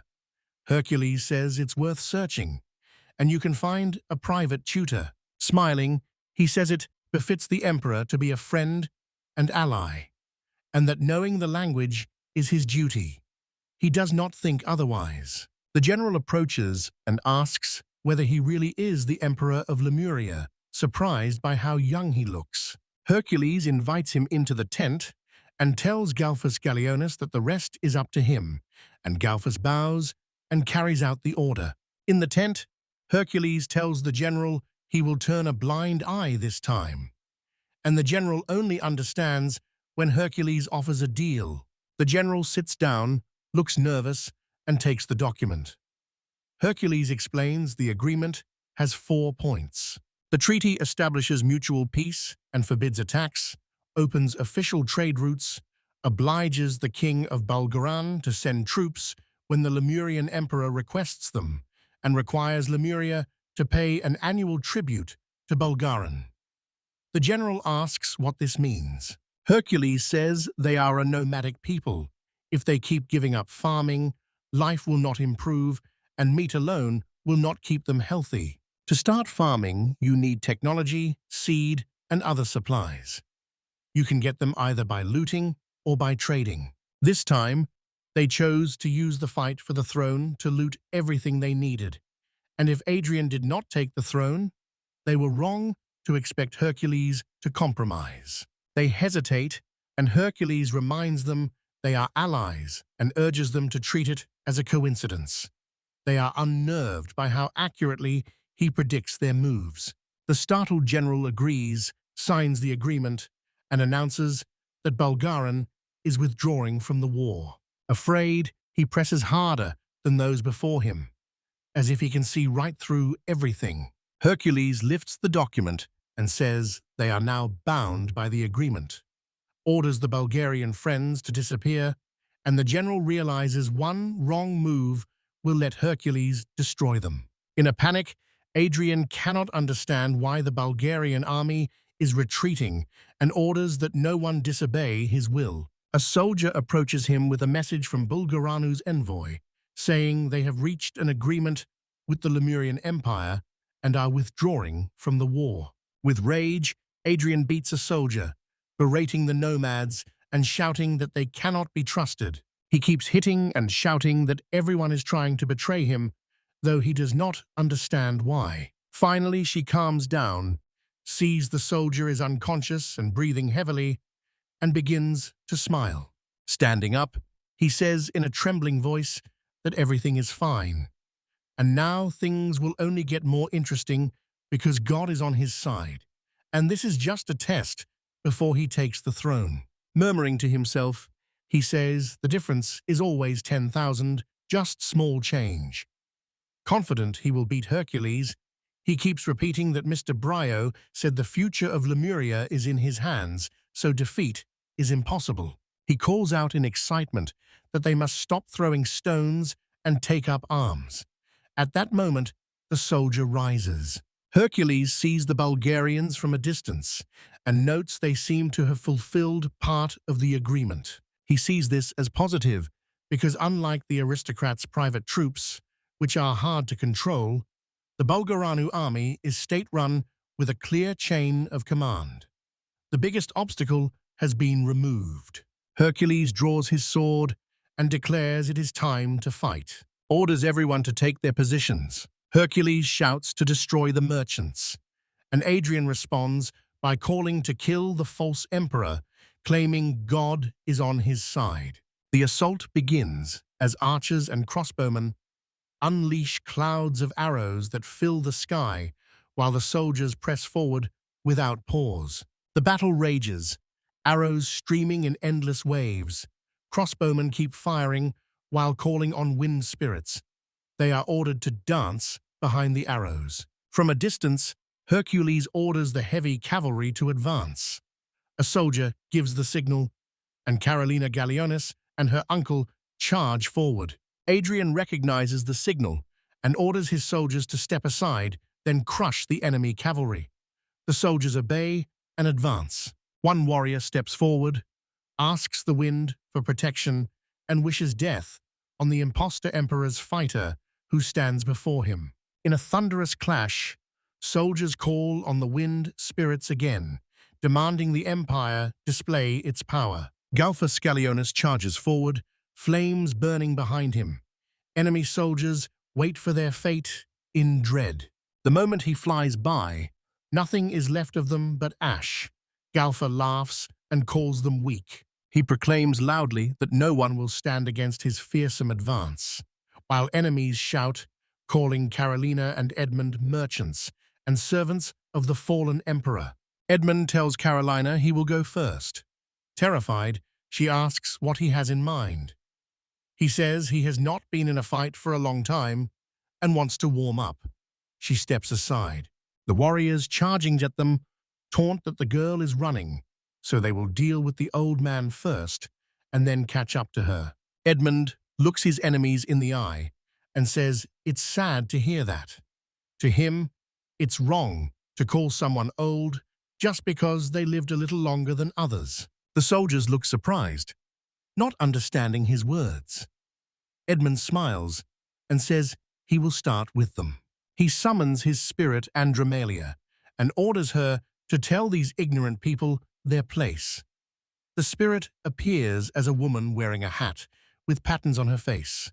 A dark force suddenly sweeps over several warriors, freezing them in place. At first, they don't understand what happened, but moments later, their weapons disappear and they can't move. Andromalia can randomly steal items from people within a set radius, up to 300 people. Enemies still in the saddle know that without a spear and helmet, they cannot fight and demand their equipment back. Carolina Gallionis lunges at one of the unarmed enemies, who, bewildered, pleads with her to stop. She summons her spirit, Eligos. Using Eligos, she destroys a crowd of enemies with a single strike, shouting that it pains her to look at them. She shouts to Edmund that it's her turn now. While he thinks it's good, she made a contract with the strongest spirit, Eligos, and is glad to fight beside her. Lace underwear is suddenly in his hand. He looks at Carolina and goes awkwardly silent. Irritably, he says he'll return it after the fight. After all, Andromalia usually steals weapons and armor, but sometimes she takes other trophies. Pantadalios laughs and tells Hercules his army is incredibly strong. Hercules replies that it is the result of many months of training. At first, he planned to send halberdiers forward, but the enemy placed crossbowmen in the vanguard, so even with shields, it would not work. Hercules admits he did want to try it, but chose not to. Panther agrees, calling that a wise choice and saying there will be plenty more chances. He asks where Titus is, and Hercules, pointing aside, says that Titus is there. Under continuous crossbow fire, a huge tiger spirit suddenly appears before them and charges the enemies, while soldiers scream in terror as they try to understand what the creature is. Titus stands beside a warrior, admires the animal, and orders it to destroy enemies, holding a paintbrush with a canvas before him and contentedly calling his creation beautiful. Two soldiers shield him from arrows and tell him to duck, and Titus calmly asks them to keep protecting him. He picks up a brush, summons Decamperia, and announces the start of a new masterpiece. Nearby, an amazing flower twirls in the air. Titus's spirit, Decameria, releases life-giving juices that make everything he paints come alive. Titus decides the next creature will be a bird that tears at the traders with its claws, and a two-headed eagle is born that immediately launches an attack. He commands the eagle to fly forward, calling it a beautiful creation. The bird tears into the enemies with its talons, stopping them from fighting back. Smiling, Titus says he hasn't summoned a spirit in a long time, and though he's tired, the revived paintings are pure bliss. An arrow suddenly strikes the eagle's wing and pierces it. Titus makes an awkward sound and is told again to hide. The enemies realize the beasts are made of paper, and one sneers that it is no problem because they are only puppets. Titus hears him. He explodes into a scream, accusing them of laughing at his art and telling them to die. Quickly, he starts drawing an entire flock of creatures. Pantadalios, watching from a distance, asks if he will be all right. Hercules says Titus's spirit is very useful, but it will hold up for only a few paintings. Meanwhile, Adrien, watching everything, calls Hercules a fake emperor and cannot understand how he dares to win. Deciding Edmund is no longer a threat, he sees Carolina Gallionis as the real obstacle and asks that at least Titus be killed, since Titus is exhausted and can no longer use the spirit. Shouting that the crossbowmen won't hold out long, he orders everyone to attack. The order spreads across the whole battlefield. Noticing this, Hercules orders immediate action. He orders Titus taken to the fortress and the crossbowmen to disperse and fall back. He orders the halberdiers forward. Hercules tells Pantadalius that, as planned, the right flank trusts him because he knows what to do. Pantadalius assures them everything is under control. Hercules steps away from the main fortress, saying it is time to see his brother's foolish face, and he eagerly awaits the moment. Adrien grumbles from afar that Hercules' drums are getting on his nerves. He doesn't understand what the other man is planning. A clear strategic map of the two armies is shown as the battle moves into its final stage. Hercules orders the archers to fall back slowly on both flanks, and the halberdiers to cover the retreat and prevent the enemy from breaking through. Pantadalios orders the archers to fall back, the halberdiers to hold the line, and the spearmen to cover the flanks. Enemy forces advance, but meet dense ranks of warriors and realize they cannot break through. Guided by the liaison spirit, Hercules orders the army to conserve its strength and hold the enemy, preventing any advance. Adrien grows furious, unable to understand what these fools are doing. He orders the light cavalry to cover the infantry, and they obey and move forward. Galphas Gallionis sees this and growls that he will not let them pass, summoning his spirit and flooding the field with fire. Horses neigh with terror, rush into panic, and soldiers stand helplessly, unsure what to do. Adrien grows even angrier at Galphas, shouting that even if their father is proud of him, preferring a foolish brother over the elder son is unforgivable. Oscar looks around, completely baffled by inept Adrien, who keeps giving one failed order after another. Judging by Hercules' troop movements, he thinks Hercules is moving toward their flank to encircle them. Oscar realizes the army's current formation favors Hercules, so they are bound to lose. He clenches his fist, unsure what to do. A warrior falls beside him. In the next moment, arrows fly at them, and Oscar covers him with his shield. The warrior looks surprised, and Oscar asks if he can get up. The warrior answers yes, and gets to his feet. Seeing many fighters from House Almond here, Oscar decides he will not let them die. He shouts to his men that they will all return alive. Oscar walks ahead, while Adrien watches, puzzled that the soldiers are not advancing, and the enemy is not moving either. The battle continues. A warrior's leg is cut off, and Adrien sees him fall. He can't understand why even the archers aren't shooting, and he has no idea where they've gone. Then he sees the soldiers just walking by and begins to panic. Realizing this is a combat formation, he shouts that the situation is bad and orders a retreat. Right in front of his people, Carolina Gallionis appears, with Galfas surprising them. Adrien freezes and falls silent. Hercules is informed that the light cavalry has been destroyed. Pleased, he replies that Adrien seems to have finally understood everything. An old general once crossed mountain ranges, cut his way across half a continent, and drove the Lemurian Empire into a corner, becoming famous for his strategy. Many people tried to recreate his winning plan, but without understanding its essence, they all suffered crushing defeat. This strategy rests on three components: the difference in cavalry numbers, the army's combat strength, and the commander's exceptional abilities. Extremely fast army maneuvers deliver stunning results. This is a strategy to take to the grave. This means complete encirclement. Adrien's warriors realize in despair that they are surrounded. Adrien yells for everyone to break through and attack the archers, but Hercules lowers his hand to signal the advance. Arrows fly at the warriors, hitting bodies and taking lives, and Adrien collapses powerless, groaning that it is impossible as he painfully realizes his army has been destroyed. A complete encirclement strategy guarantees victory, but is extremely difficult to carry out. Above all, eliminating the Bulgar cavalry was decisive because it posed a real threat. It was done without casualties and produced an advantage, exactly what Hercules wanted. Fortunately, mercenary contracts were cancelled. The imperial army was expanded and thoroughly trained, since they had previously relied on unpredictable mercenaries. Hercules was able to carry out this strategy only because he selected his generals carefully. Choosing the right weapons was also key.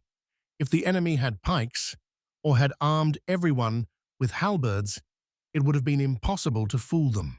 To build a truly strong army, choose the most suitable weapons. The final element of the plan was Panther Dalios.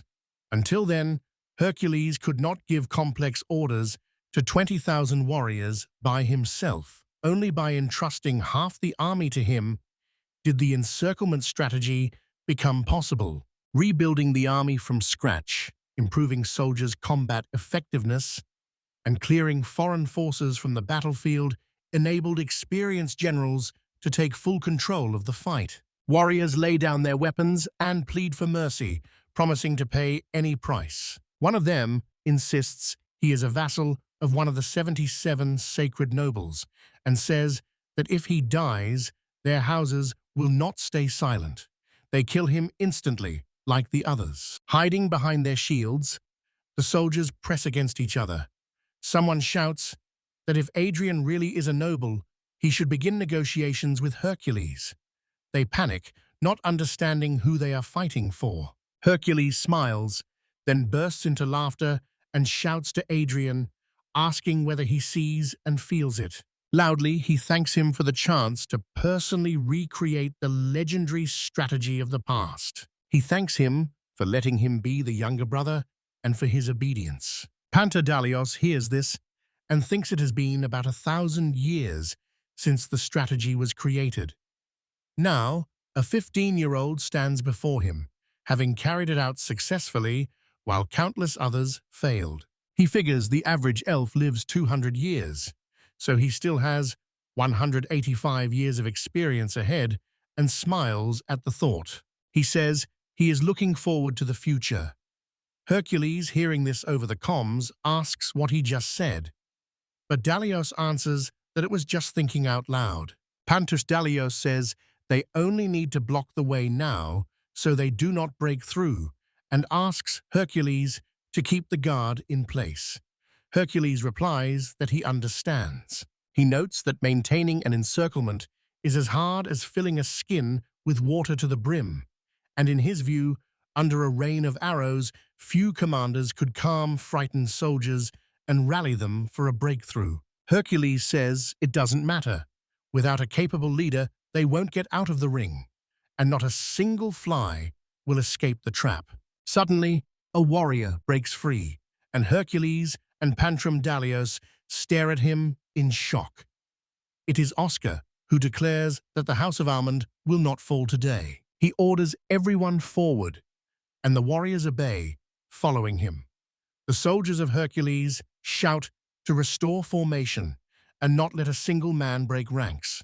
Hercules asks Daliosa whether he can break the ring on his own. He answers that he has a 1 in 100 chance of surviving. Hercules says he gives him a 1 in 10 chance. He adds this will not decide the battle's outcome, but it could damage his reputation. Panther laughs, reminding them that even the great general of the Lemurian Empire left the battlefield several times, and there is nothing shameful about it. Hercules smiles and tells Dalios to take a closer look, as it seems they have just found another outstanding talent. Most nobles, led by Adrien, die in a rain of arrows while surrounded by Hercules' army. Christopher's men arrest those who led mercenaries, but did not take part in the battle and did not give money to the army. Edmund finds Adrien, the leader of the revolt, at the fortress, with only his helmet left. Adrien arrives among the Bulgars to seek refuge in the kingdom. Everyone looks at one another with distrust and nods. Adriano is being held in custody. He shouts for explanations and release, asks what they are planning, and speaks in his own language. The Bulgarian demands that he speak so he can be understood. The Balharon says he already understands what is happening. Seeking refuge in the kingdom of Balharon, Adrien was instead arrested and brought before the court of Lemuria. Adrien's plan to seize the throne failed shamefully, and his army was crushed. Adrien, the traitor to the throne, kneels with his hands bound before Hercules, while Christopher, Carolina Gallionis, and Galfus Gallionis stand nearby. On the third day after the revolt was suppressed, Adrien and 100 other conspirators will be sentenced for their crimes. Hercules demands a short, clear answer from one aristocrat about why he joined the coup. He says his aim was to protect Hercules from internal threats. Hercules then asks why he declared Hadrian emperor in that case. The aristocrat grows frightened and stumbles over his words. Hercules gives a crooked smile and replies that he was simply dragged in. The aristocrat agrees in surprise. Hercules notes that nobles more powerful than him have taken his riches and warriors, and asks whether he knows who is responsible for this. The aristocrat hesitates, suspecting Hercules is trying to trick him. In the end, he says he was really fooled, and Hercules asks who it was. He starts to speak of a traitor, but falters. Galfus Gallionis sees he is just shifting the blame onto the powerful to save himself. If he truly valued his life, he would be swearing loyalty to the emperor now instead of kneeling. Hercules says that as a conspirator, he should be executed with his family, but because of many years of service to the Giuliano family, he is willing to overlook it. He sentences him to 30 years of hard labor and promises to personally watch over his family. the vassals, and their loved ones. Bowing, he thanks with all his heart and promises to remember this kindness for the rest of his life. Then they lead him away. Hercules quietly notes that in 3 years, no one will even remember this. He calls the next man, asks if he was cheated as well, and questions all the younger aristocrats the same way to secure legal grounds to reduce the sentence. The reasons were strong. You can't simply eliminate all the nobles, since many houses were smashed during the uprising and their influence has already faded. This void will open the way for younger houses, which will gain strength and take the places of the former great houses. As Hercules himself said, the weakened nobility no longer posed a threat to imperial rule because it had lost everything. Even without his intervention, only the name of their former glory would remain. So imprisonment, fines, and hard labor were sensible measures. He calls the next forward and announces the third and final reason, one of Adrien's key allies, a politically powerful half-elf who is the highest-ranking conspirator. He knows they will not dare execute him because he has already apologized and even now has allies in the courtroom. Some people still owe him, so he's sure he can come out unscathed and force Hercules to take drastic measures. Confident Hans begins to say he should explain his position, but Hercules interrupts, saying several charges have been filed against him, and Hans is confused and does not understand what was said. Hercules announces the Empire has stripped him of his title, so from now on, he is no longer a noble. Hans is horrified. He did not expect this. Hercules adds that Hans will be isolated for life and his body burned after death. And Hans begs for mercy, but Hercules insists the suffering must last forever. Hans shouts that this must not be done. As a noble, he is being treated like common people. Better to kill him immediately than to disgrace him this way. Hercules summons the next one. From the start, his aim was the upper ranks of the nobility. He set out to punish nobles usually untouchable by making them answer for the deeds of junior families. That gave him complete authority in the courtroom. Having betrayed their recent allies, these nobles will hardly dare oppose him again. Even if they join other houses, they have no guarantee of survival. The younger ones will see the whole truth. He imprisoned and confiscated property from the lesser houses and stripped titles from the higher ones, thereby clearing the imperial court of Lemuria of several dozen great houses. At last, they bring the main culprit, Adrien, into the hall. Christopher shoves him hard, and he falls face down. He tries to object, but is immediately silenced and reminded that the emperor himself stands before him. Hercules smiles and says they haven't seen each other in a long time, calling Adrien his older brother. He asks when they last met in person, or if this might be their first meeting. Hercules says he only knew about it from his friend Lord Dominic, and asks whose decision it was to poison the melon. He said it was the first time he had seen poison affect silver, and it was impressive. The dish was also excellent, with salty melon, sweet tomatoes, and poison in an elegant combination. Adrien shrugs and says he hasn't tried it himself, so he doesn't know for sure. Hercules says the battle on the plain will go down in history mainly because of the complete encirclement strategy, which he is sure no one will be able to repeat as successfully for several hundred years. He asks Adrien if he understands that before the Balgron cavalry withdrew, they had a real chance of victory, because an open battle backed by Balgron and the mercenaries could have brought success, and Adrien replies that he is not worthy of the imperial throne.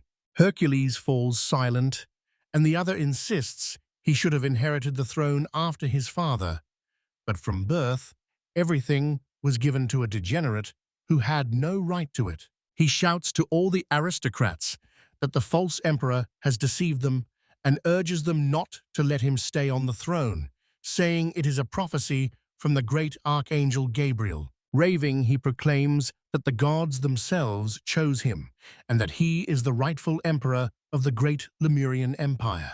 People start whispering that he means Jibril, the archangel no one has seen who supposedly appeared to Adrien, and he insists it is true, even showing a feather from her wing as proof. Hercules says he understands and asks for Lady Jibril to be summoned to the hall. If she confirms, he will recognize Adrien as emperor here and now. Carolina Gallionis panics and tries to stop him. Adrien smiles and promises that Hercules will regret those words, then loudly calls for the great archangel Jabril to reveal the truth to everyone and cast the lying emperor into hell. Silence fills the hall. He cannot understand why she has not appeared. Hercules waits. Adrien asks them to wait a minute and promises she will come. Straining his voice, he calls her over and over, pleading that she's here and just needs to come out to him. Hercules finally says he will give him only 3 conditions, and if he meets them, he will live. First, swear loyalty and unconditional obedience to the emperor. Second, acknowledge that the invasion was illegal. Third, accept responsibility for the actions of the high-ranking nobles who followed him. Only then can he give him the life his mother wanted. Adrien, voice trembling, admits all guilt and pleads for mercy. Hercules praises him for the wise decision and sentences him to life imprisonment. He orders him taken to the dungeon, but Adrien suddenly snatches the knife from his hands. She pulls out a pair of scissors and pushes the soldiers away. Carolina Gallionis goes pale. Hercules looks surprised, and the blades are already bloody. Adrien leaps at Hercules, shouting that he's about to die. Carolina rushes to hug Hercules. Christopher shields him. Galphas Gallionis draws his sword. Jibril appears just in front of Adrien and says, "This is forbidden." He stops, recognizing her. He angrily demands why she defends the usurper after calling him the true emperor. The onlookers are stunned and do not know who he is talking to. Jibril smiles and says she never mentioned murder. In truth, Adrien is an impostor and will never be emperor, no matter how much he wants it. Desperate, he asks what she means, saying the gods chose him. She replies that this is not true and offers to explain why. Here, Jibril turns into a demon owned by Hercules, who watches Adrien with a self-satisfied smile. He realizes in horror that he has been cheated. Hercules wishes him luck. Adrien screams and curses him frantically. Someone shouts that Hercules is a devil and demands his crown back. Galphas Gallionis says he has gone completely mad, and Christopher stresses this must never be mentioned near the emperor's tomb. A demoness greeted Hercules, and he answered briefly. In the end, all the guilty were punished, and the celebratory feast went ahead without interruption. A young man finally approaches, and Hercules asks if he knows why he is here. Oscar Alman stands surrounded by the sinister Galphas Gallionis and Pantera Dalios. Oscar immediately bows and pleads for mercy, admitting he raised his sword against him and saying he is ready to accept any punishment, which Hercules did not expect. Calling it all a misunderstanding, he refuses to judge him and orders Galphas and Pantera to stop tormenting the boy. Hercules adds that he has a proposal for Oscar. Oscar asks what it's about. He asks Oscar if he wants to become a general. Oscar is confused and remembers he fought against his own country. Hercules replies that he has long been watching him and the Alman household. Because the head of their house backed Adrien in the fight for the throne, he was arrested and his lands and title were taken. When the head of the household chose Adrien's side, Oscar had no choice but to follow, and he ended up on a ship doomed to destruction, which caused their household to lose everything and affected the outcome of the war. Oscar says there's a better candidate in any case. Hercules wants to know who he means. He says that Oscar managed to break out of the encirclement. The young man was surprised and asked whether Hercules had really seen it, and Hercules said he had. He explains the ring tactic was meant to sow panic in the enemy ranks and remove their ability to resist, but Oscar broke through on the first try. Surrounded and under enemy pressure, Oscar kept his cool and saved his men, while others in the same situation would have thought it impossible. Hercules says he values his leadership skills because a strong army needs outstanding generals. With his help, their army will become even more powerful. He sees this as the perfect chance to restore the honor and glory of House Alman. Most of their countrymen were stripped of their noble rank and sent to prison. Although they escaped execution, the imprisonment broke the head of the family and dealt the household a severe blow. Accepting the offer would give Oscar a chance to restore his family's former glory. Hercules will overlook all the crimes his family committed, and after everything that happened, he personally invites Oscar to join and acknowledges him as worthy of his trust. Oscar bows and admits he may lack experience, but asks to be looked after. Hercules hopes he will get along with the senior commanders. Oscar smiles broadly. It's finally over, and in the middle of the night, only Carolina Gallionis and Hercules celebrate the victory. Carolina is relieved it's all behind her. Hercules says that right after he dealt with his father's vassal states, his older brother immediately rebelled. It seems the emperor has more trouble than anyone imagined. He adds that after work like that, any dish tastes especially good, and Carolina smiles, saying the cook has really come into his own lately, and she is glad Nala was able to influence him. Hercules is upset that she brings up other people now that they are finally alone, grows flustered, blushes, and admits she has also been waiting for this moment for a long time. Hercules says, with a sly smile, that now he understands why she chose such a revealing outfit, still remembering how irresistible she looked in the maid's costume. Carolina leans into him and admits it's true. She is his beloved, so it is not strange that she wants to give him something. Hercules hugs her and says it's wonderful. Holding her close, he asks when they should go on a second date. She says the Pink Garden opens in a month, and the chariot races start soon, so they will have plenty to do. Carolina objects that he cannot even briefly set aside his duties, since the next month will be full of meetings and inspections, and Hercules replies irritably that he already knows. He says the empire has only slightly strengthened since his father's time and still faces many problems. Restore relations with neighbors, reassign generals, rebuild the imperial army, address hunger and unemployment, and organize administration of the annexed territories. The western and eastern factions alone will take a long time. He doubts he will live long enough to handle everything. Carolina says if it's Hercules, he'll succeed. He has already achieved something extraordinary. She says she'll always be there to offer support when needed. They look into each other's eyes in silence. He says he will thank her in advance then. She looks puzzled and asks what he means. Hercules pushes her hair back from her face and asks her to marry him. She panics. He stands up, plucks a bunch of grapes, makes a ring from a twig, and slips it onto her finger. Hercules confesses his love and asks her to marry him so they can build a brighter future for the country together. She agrees through tears. Here is the emperor who revived the Lemurian Empire, which once stood on the brink of the abyss that swallowed 3 continents. Named Hercules I, his deeds and reign as Emperor of the Divine Light tell the story of a ruler who conquered 3 continents and continue to this day.